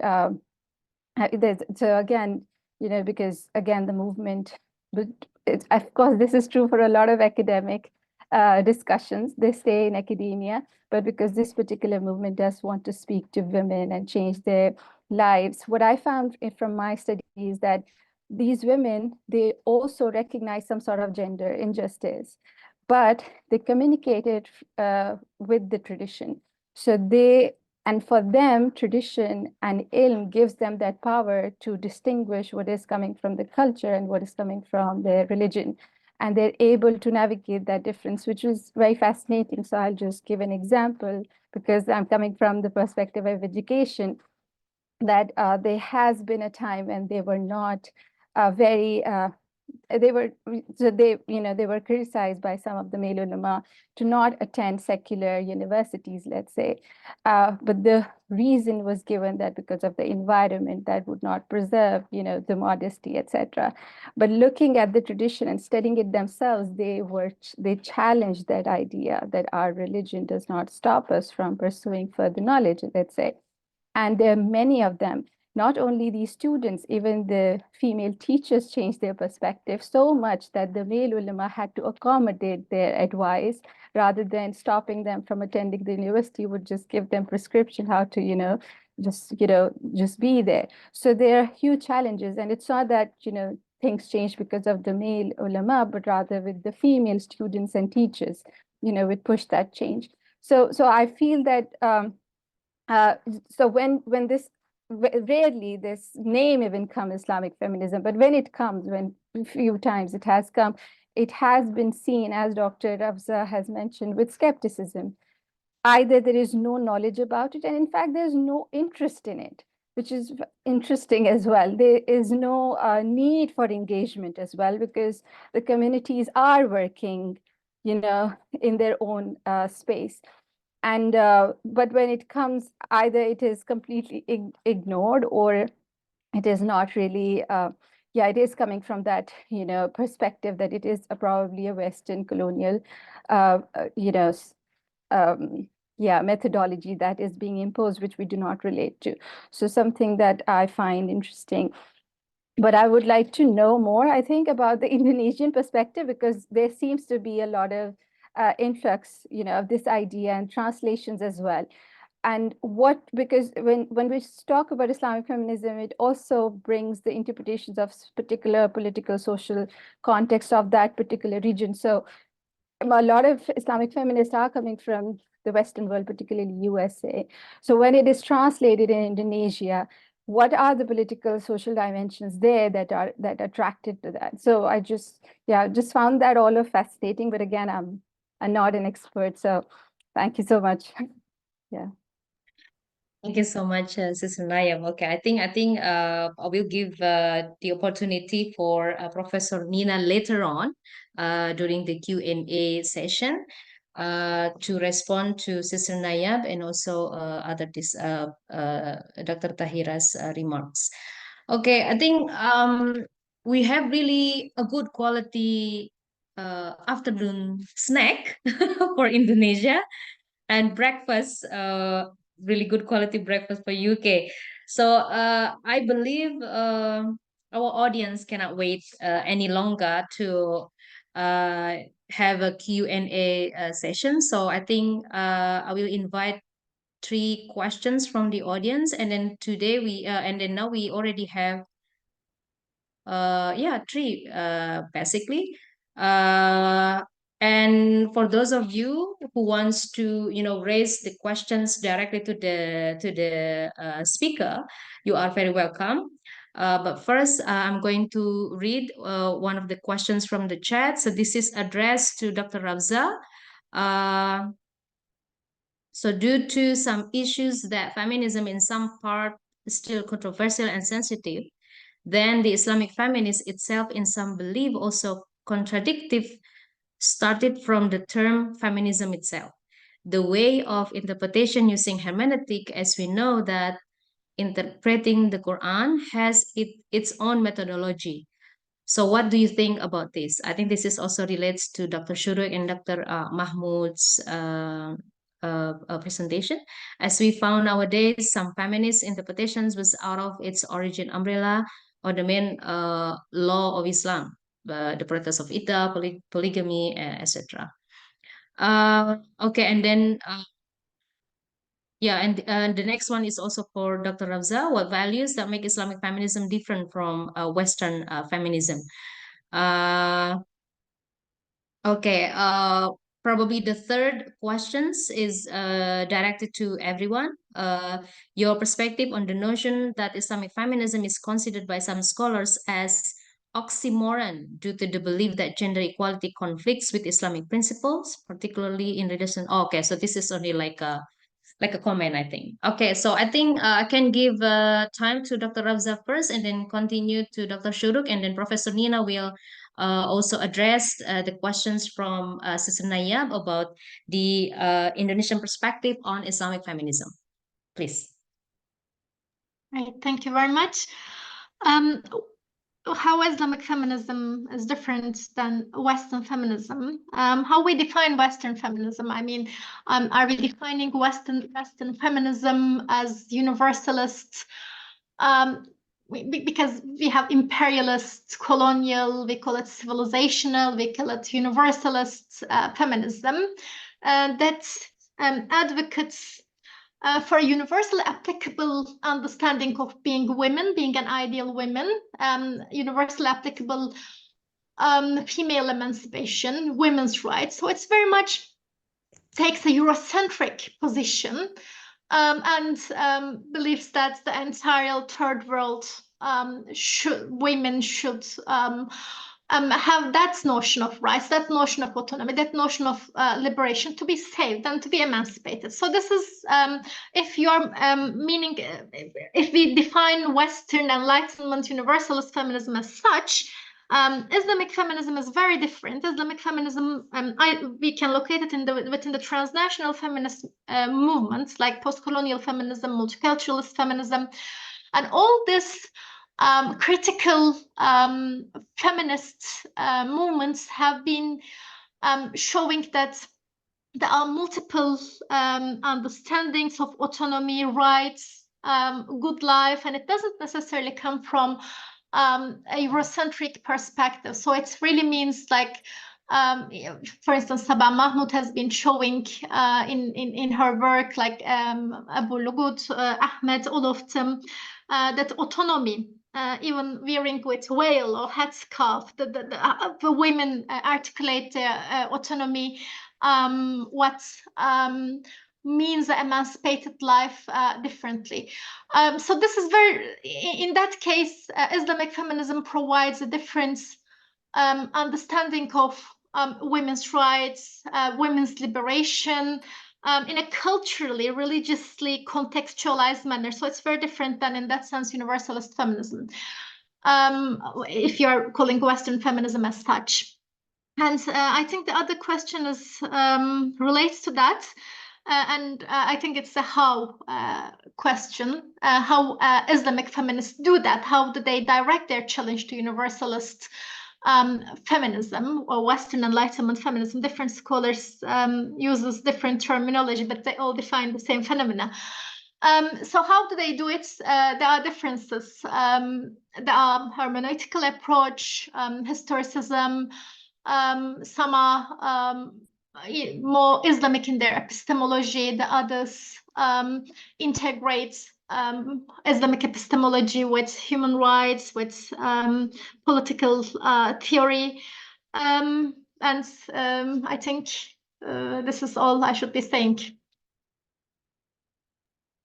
Thank you so much. Dr. Shuruk and Dr. Mahmoud, do you want to add? If I could just say that I was very pleased to see Tahira and Nayab included in this session. I think they complemented each other very well with the responses, and they both, in a way, reflected the key points that Mahmoud wrapped up together about the importance of understanding the text or the language of the text. And relating the text to reality. So if Tahira is a trained linguist and she has done a PhD on women or gender and women in the Quran, applying a strict methodology of discourse or critical discourse analysis. And it's very clear that hello? Yeah, hello. Yeah. Yeah, we can still hear you.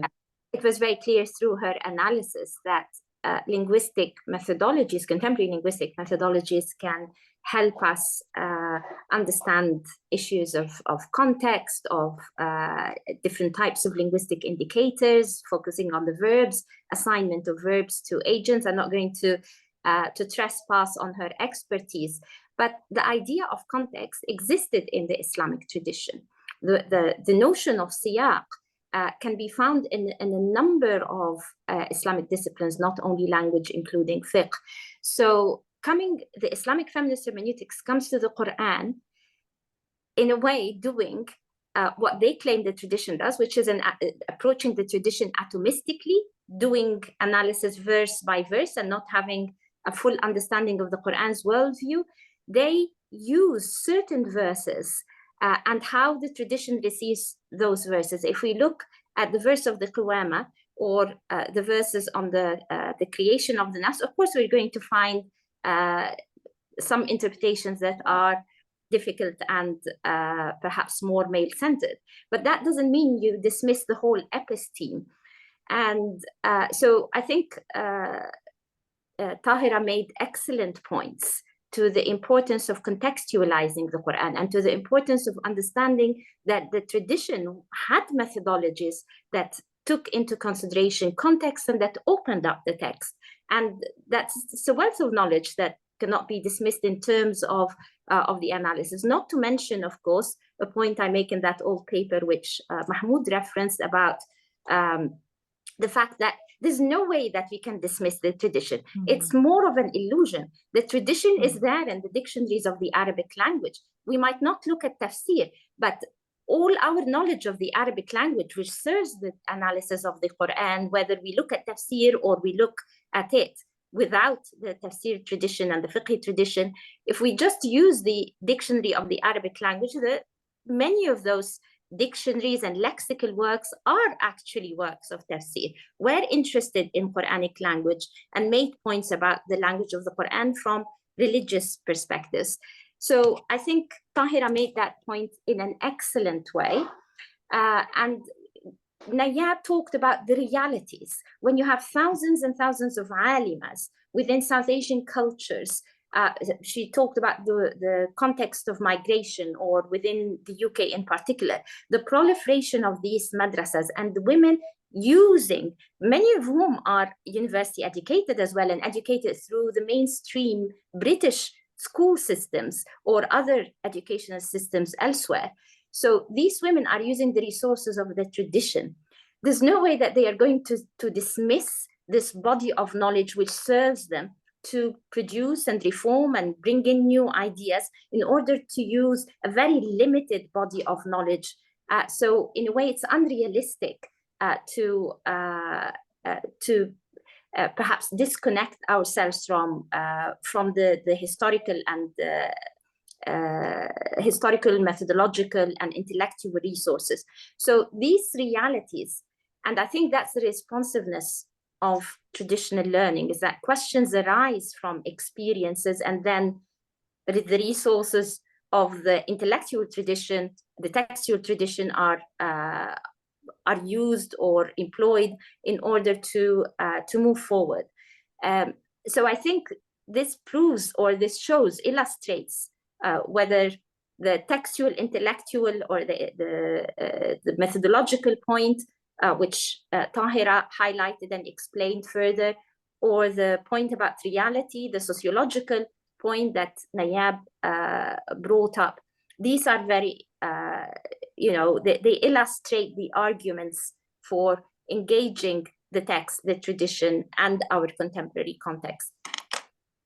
On Islamic feminism, I've got a brief comment, and I know I don't want to take more time of the Q&A. I think, and I'm in conversation with Ravza. Ravza is a very dear friend and colleague, and mashallah, a rising star in Turkish academia.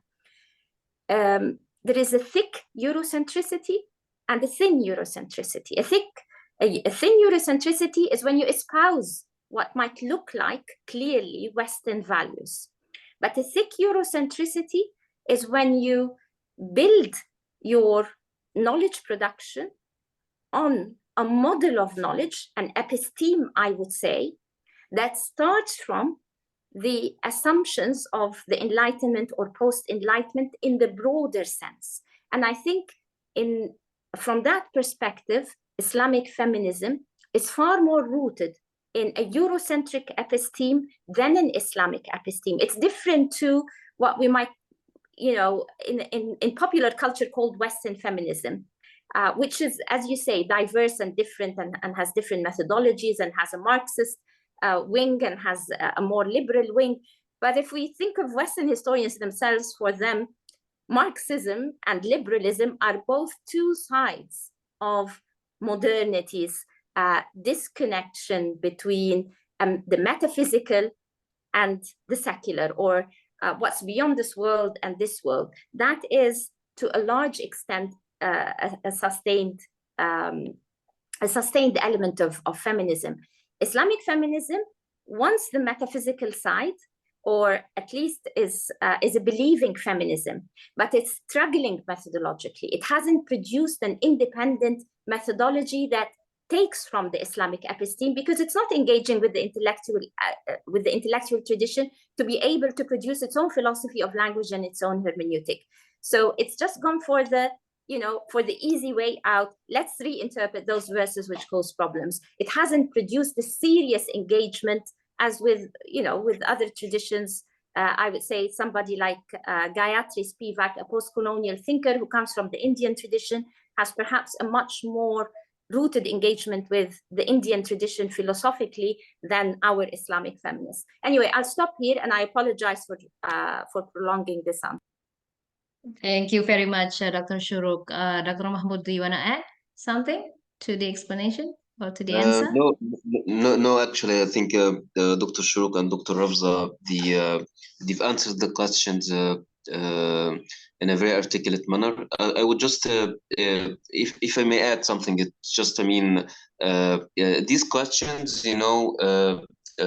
sum up the debate about Islamic feminism, which is Islamic feminism Islamic, and how far or to what extent is Islamic feminism Islamic? What is Islamic in Islamic feminism, as Dr. Rafza formulated the question? This issue of appropriating the Western epistemology within Islamic feminism, as Dr. Shuruk said,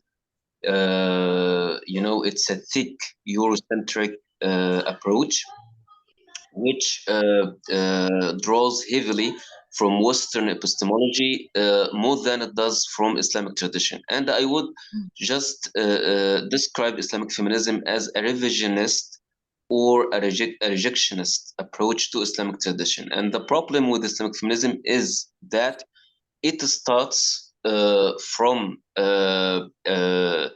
taking itself away from Islamic tradition, but at the same time they still seek to position themselves within the reformist movement of Islam in the modern time.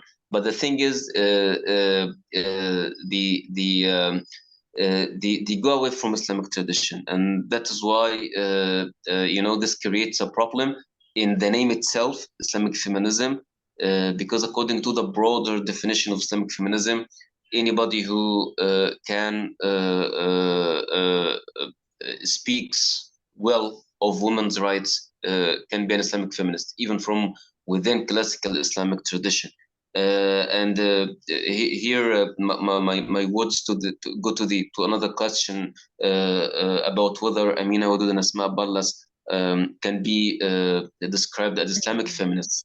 Actually, in the beginning, at the beginning of their career, they didn't like to be described as such, as Islamic feminism or Islamic feminists, because they thought that just being associated with the word feminism would position them within Western secular paradigm of feminism, and this would make them alien within Islamic tradition, and would prevent them from accessing or taking the discourse to laity of Muslims. But the thing is, they ended up actually doing a secular feminism within Islamic feminism, because as we might read in the literature written by Asma Ballas and Amina Wadud, we can easily recognize that they don't locate the meaning of the scripture in the tradition. They would say we locate the meaning of the Quran in God's intent, which is of course Islamic. But when you come to recognize what God's intent is, you'll end up just projecting your self-understanding and your own expectations of the text on God's intent, which means you make God say what you want him to say, not what God actually said through the text. So this created the hermeneutical problem again, and reproduced the hermeneutical problem that has been debated with the Enlightenment age, and which was developed through writings by Schleiermacher, Dilthey, Gadamer, Heidegger. But I would say, I mean, these people had a different context, a different episteme. They worked with a different episteme within Christianity. But in Islam, I mean, this episteme doesn't exist in Islam. Islam doesn't have the same experience as Reformation within Christianity, and this creates the tension when Islamic feminist interpreters try to reproduce certain arguments from within Western epistemology and try to incarnate or transfer these arguments within Islamic tradition. This creates the methodological problem that Islamic feminism has been suffering because you're trying to bring two different epistemes together while they are different. I mean, totally different. Even Islamic feminists themselves, some feminist critics from among like female scholars like Karen Bauer and others, who would argue that Islamic tradition is an episteme, and Islamic feminism works within another different episteme, and this creates like a problem of incommensurability. There is no like matching between the episteme of the Islamic tradition and the episteme which Islamic feminists are trying to work out Islamic solutions for their own women's issues. Okay, thank you so much, Dr. Mahmoud. Okay, so I think I will give time to Professor Nina to respond to our discussion's remark, and also probably also answer the questions from Umar Farouk. And Dr. Mahmoud already addressed this, but probably you have what is the perspective from Indonesian Muslim feminists on whether scholars like Aminah Wadud and Fatima Manisi, whether they are identified as feminists. Please, Ibu. Okay, thank you very much.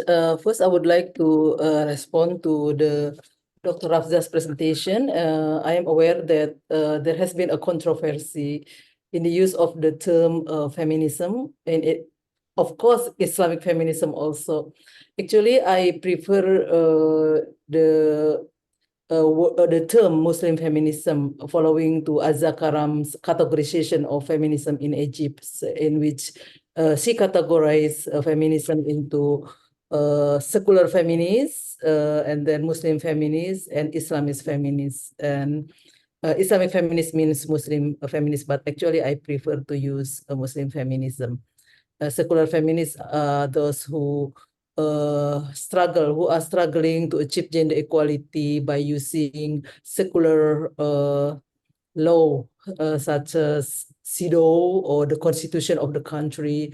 And then the Muslim feminists are struggling to achieve gender equality by reinterpreting the Quranic text to counterbalance the existing patriarchal interpretations. And then Islamic feminists, actually, they do not want to be called feminists also. They just want to be called women activists. Yeah. And I respect the choice of the people who are struggling with for gender equality, not to be called feminist, but I myself claim that I am a Muslim feminist, because I believe that Quran has idealities in terms of gender equality. I believe that Islam supports gender equality, but the Quran has been interpreted from patriarchal lenses to create subordination of women, discrimination, and I disagree with the opinion that Muslims do not need feminism because we have everything in Islam. We have everything, the idealities in the Quran. I disagree with that. I think Muslims still need feminism in order to achieve gender justice, which is the idealities of Islam, but not in reality. If we look at the data, in many majority Muslim countries, women are still being subordinated, being discriminated. So that's mean we Muslim still need feminism, because in my book, Women, Islam and Everyday Life, renegotiating polygamy in Indonesia, based on my reading to previous feminist works such as Margot Bardan, I define feminism as an awareness that there has been discrimination or subordination or exploitation of women based on their sex, and as a struggle to achieve gender equality. So if we define feminism as such, like what I said, so we the Muslims still need feminism, yeah. And this is also maybe answer Nadia's question, what is the difference between Islamic feminism and Western feminism? Islamic feminisms work within the interpretation of the Quran, while the Western feminism, there are many also various feminisms in the West, yeah, like the liberal, socialists, Marxists, ecofeminists. So there are many. So feminism are global, yeah, global, and at the same time local. There have many different issues and opinion about what the causes of women's subordination and they struggle within that. Yeah. Just to give one example, for example, in the West, socialists believe that women can achieve equality when there will be when the patriarchal system or the capitalist system change into socialist. So that's just the example. While in Islamic feminists, they believe that that Quran provide a strong basis for equality and justice, but this need to be reinterpreted because the Quran has been interpreted from patriarchal point of view. And I would like also to respond the question from the anonymous participants on his or her opinion that feminist interpretation has been out of the umbrella of like the existing Islamic law. Well, if we know the critical theory that knowledge is not value free, but it is influenced by the background of the knowledge producer. So most of the knowledge producer in traditional fiqh are mostly men with their own interests. Of course, when the men produce something, I mean, the knowledge, this is not value free. It influenced by its interest, his interest as well. Of course, like traditional fiqh tend to well restrict or support polygamy, but this is also other than depends on the background of the knowledge producer. It also depend on the methodology. The presenters have discussed about the holistic approach and then the hermeneutical approach. Yeah. Well, the difference between the methodology of Muslim feminists and some other interpretations are that this is what Asma Barlas also criticized, and Amir Wadud also criticized about the method of partial interpretation, such as emphasizing certain unclear verse instead of to the word view or the holistic, the ethical aims of the Quran. Yeah. I myself in my dissertation argue against polygamy because this also depends on the methodology we use. I use a double movement approach forwarded by Fazlur Rahman. Yeah. But even if we read the Quran literally or the first Quranic verse 4:3, if you only refer to fankihu ma balakum minan nisa'i mathna wa thulatha wa ruba, you might interpret that polygamy is permitted. But the verse is not stopped until that. If you read until the finish line, you will find fawahidatan. So actually, Islam is the only religion which instruct to be monogamous. The problem is that Muslim only read partially in the Quranic verse 3. But well, the controversy or the discussion about the verse on polygamy will never end. And last, I would like to respond to Dr. Shuruk's about there is no serious methodology that feminists can produce. Here, I would like to give examples of how Indonesian Islamic feminists can produce different methodology which can counterbalance the patriarchal understanding of the Quran. I have given you the example of how Nasaruddin Umar can differentiate the term used in the Quran for biology and for gender, which resulted in that both men and women can be a leader. I would like to add more examples. For example, Fakhruddin Abdul Qadir has produced new methodology, which is called Qira'ah Mubadalah. That's a reciprocal interpretation of the Quran, in which sometime in the Arabic language, women is not mentioned as the subject, but with the Qira'ah Mubadalah, we can put men and women as the equal subject being addressed in the Quran. I think this is also relevant with, similar with Abu Dawadud argument about how important we are to understand the Arabic language, that in Arabic language, the plural form like whom, this include also women. Yeah, without understanding the structure of language, women might be absent from being addressed in the Quran. And in addition to that, for example, another example is Badriah Fayumi, the leader of Alimat, also the main organizer of the Women's Ulama Congress, has developed ma'ruf approach, yeah, in which that when we are dealing with issues, we need to approach it with ma'ruf. Ma'ruf can be like acceptable based on Sharia and then the tradition.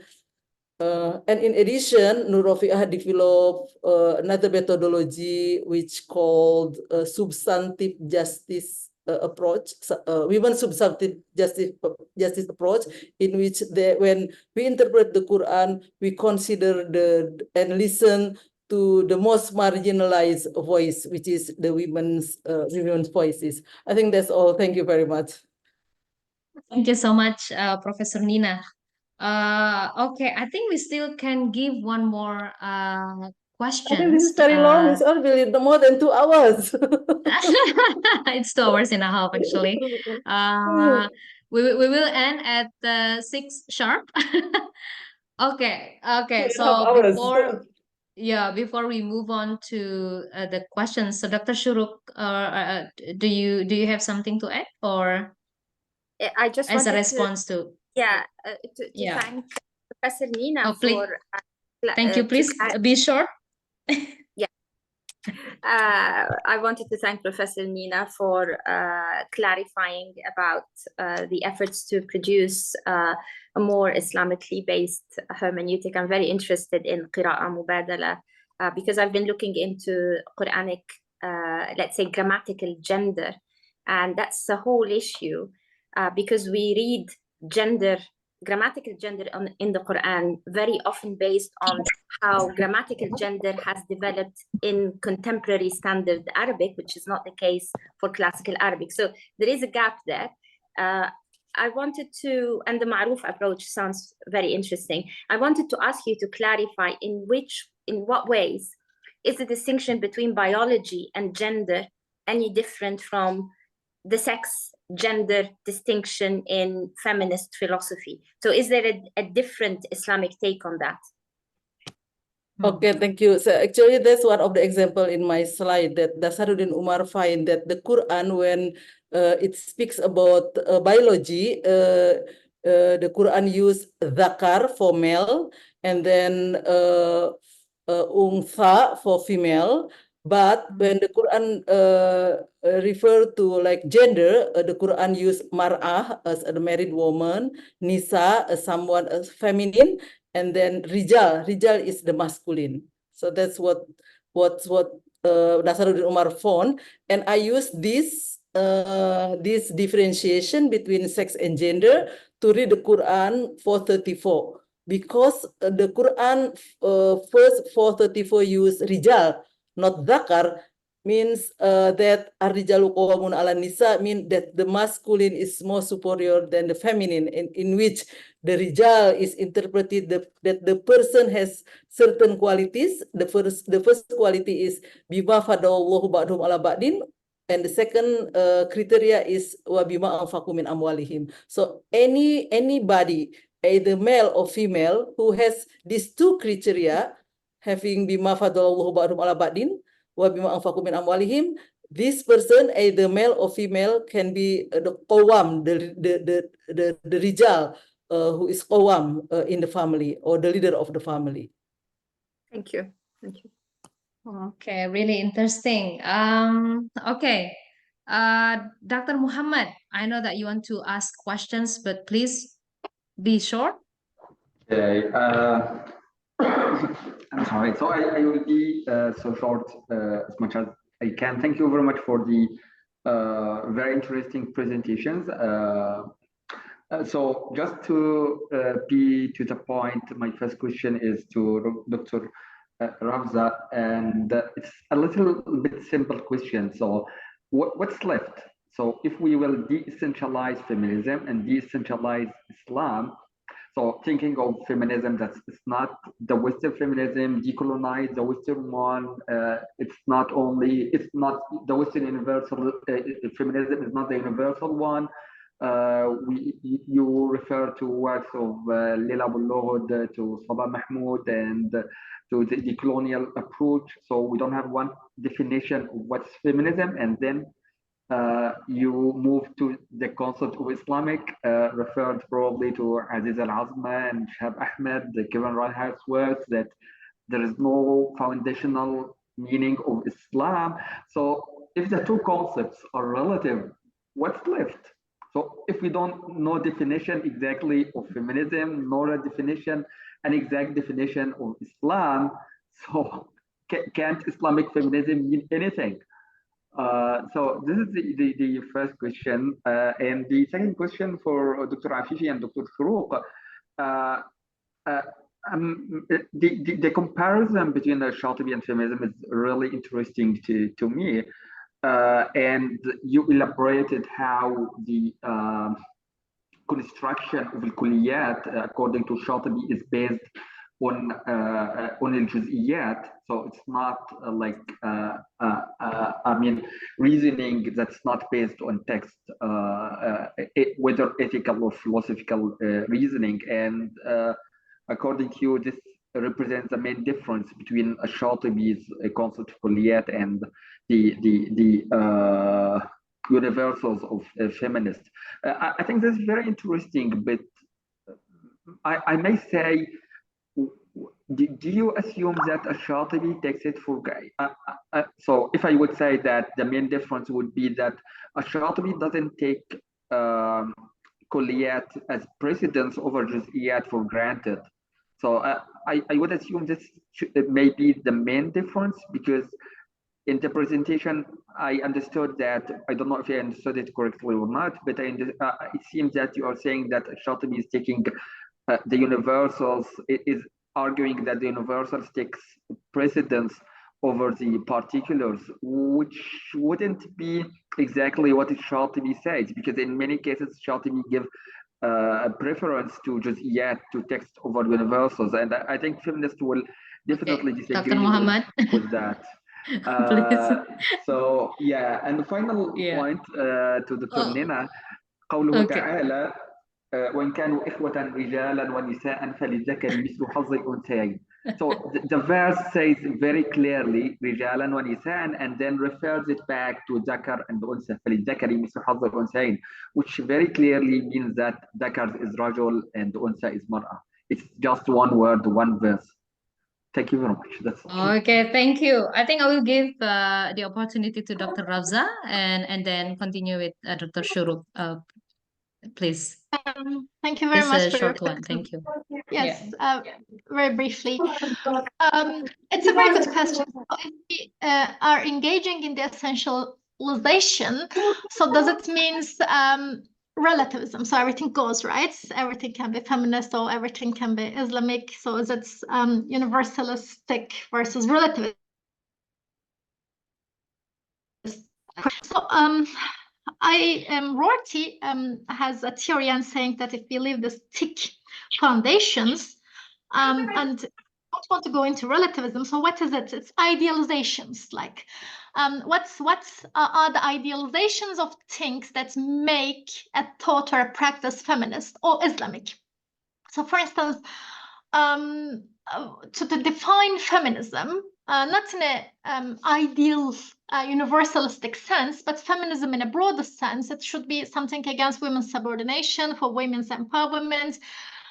There is lots of debate between gender justice versus gender equality, but I would believe both would be put into feminist categories. So not everything can be a feminist, right? And not everything is Islamic. So we take Islamic tradition as a rich, dynamic repertoire of different values, diverse values, systems, norms, but all within the Islamic tradition. So to see Islamic tradition as a dynamic set of, providing a dynamic set of values, different methodologies, but still something to be Islamic, it should be navigating within that tradition. And that tradition may be as diverse and as pluralistic as opposed to static, but still to be should be within that Islamic tradition. And unfortunately, we see the Islamic tradition right now in a more narrow and very static sense.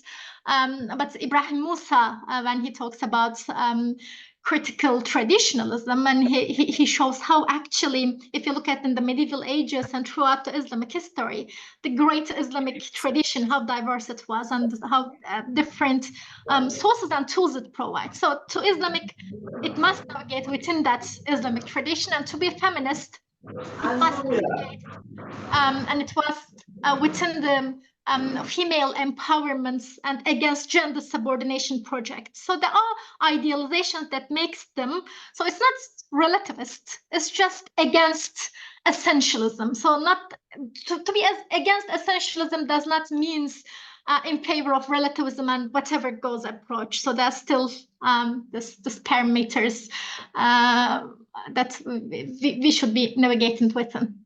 Did I respond? Sorry, I know I have very limited time.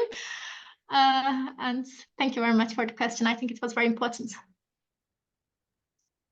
Yeah, it's more than 6 o'clock now. And I'll defer to Mahmoud on the universals and the particulars, because Mahmoud has done more in-depth work on this aspect of Islamic hermeneutics. We just joined we were a joint front today, but this is his line of argument. I agree with Dr.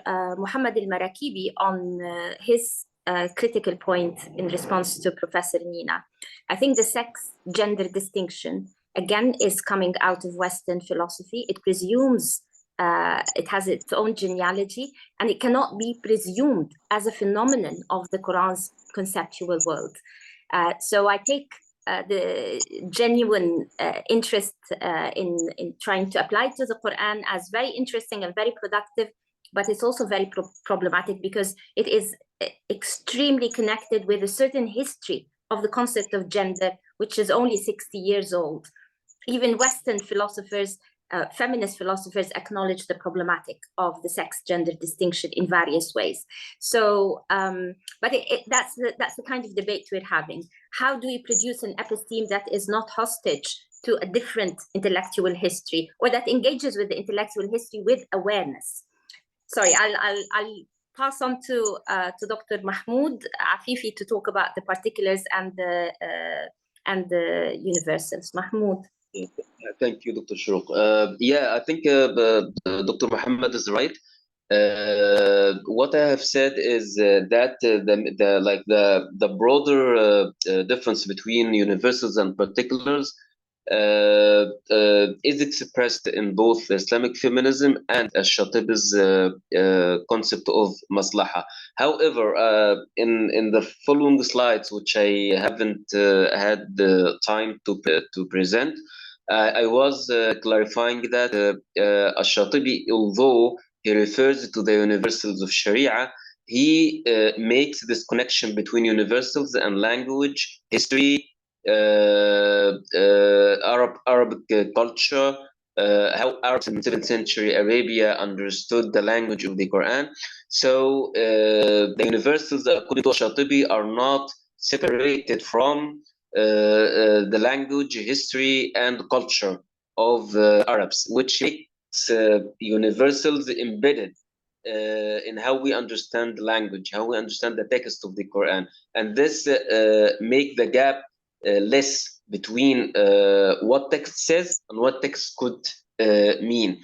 While in Islamic feminism, the gap is very wide because they didn't define the universal other than that some ethical principles that could that anybody could fill in with any content. So, like justice, for example, who can define justice? What kind of rationale that we can use to define justice? This could be different as the person himself or herself is different, living in different contexts. But according to Shatibi, still, although we can look into the universals as main principles to inform and guide our legal interpretation of the text, still these universals are embedded in language and in the history of Arabs and the history of Arabic culture. Okay, thank you so much, Dr. Mahmoud. I think Dr. Muhammad, you have everything, right? Okay. Okay, so I think we are past 7 minutes and that's still good. Thank you so much, everyone. As we come to the conclusion of our webinar today, I would like to again extend my heartfelt gratitude to our speakers, Professor Nina, Dr. Shuruk, Dr. Ravza, Dr. Mahmoud, and also our discussants, Dr.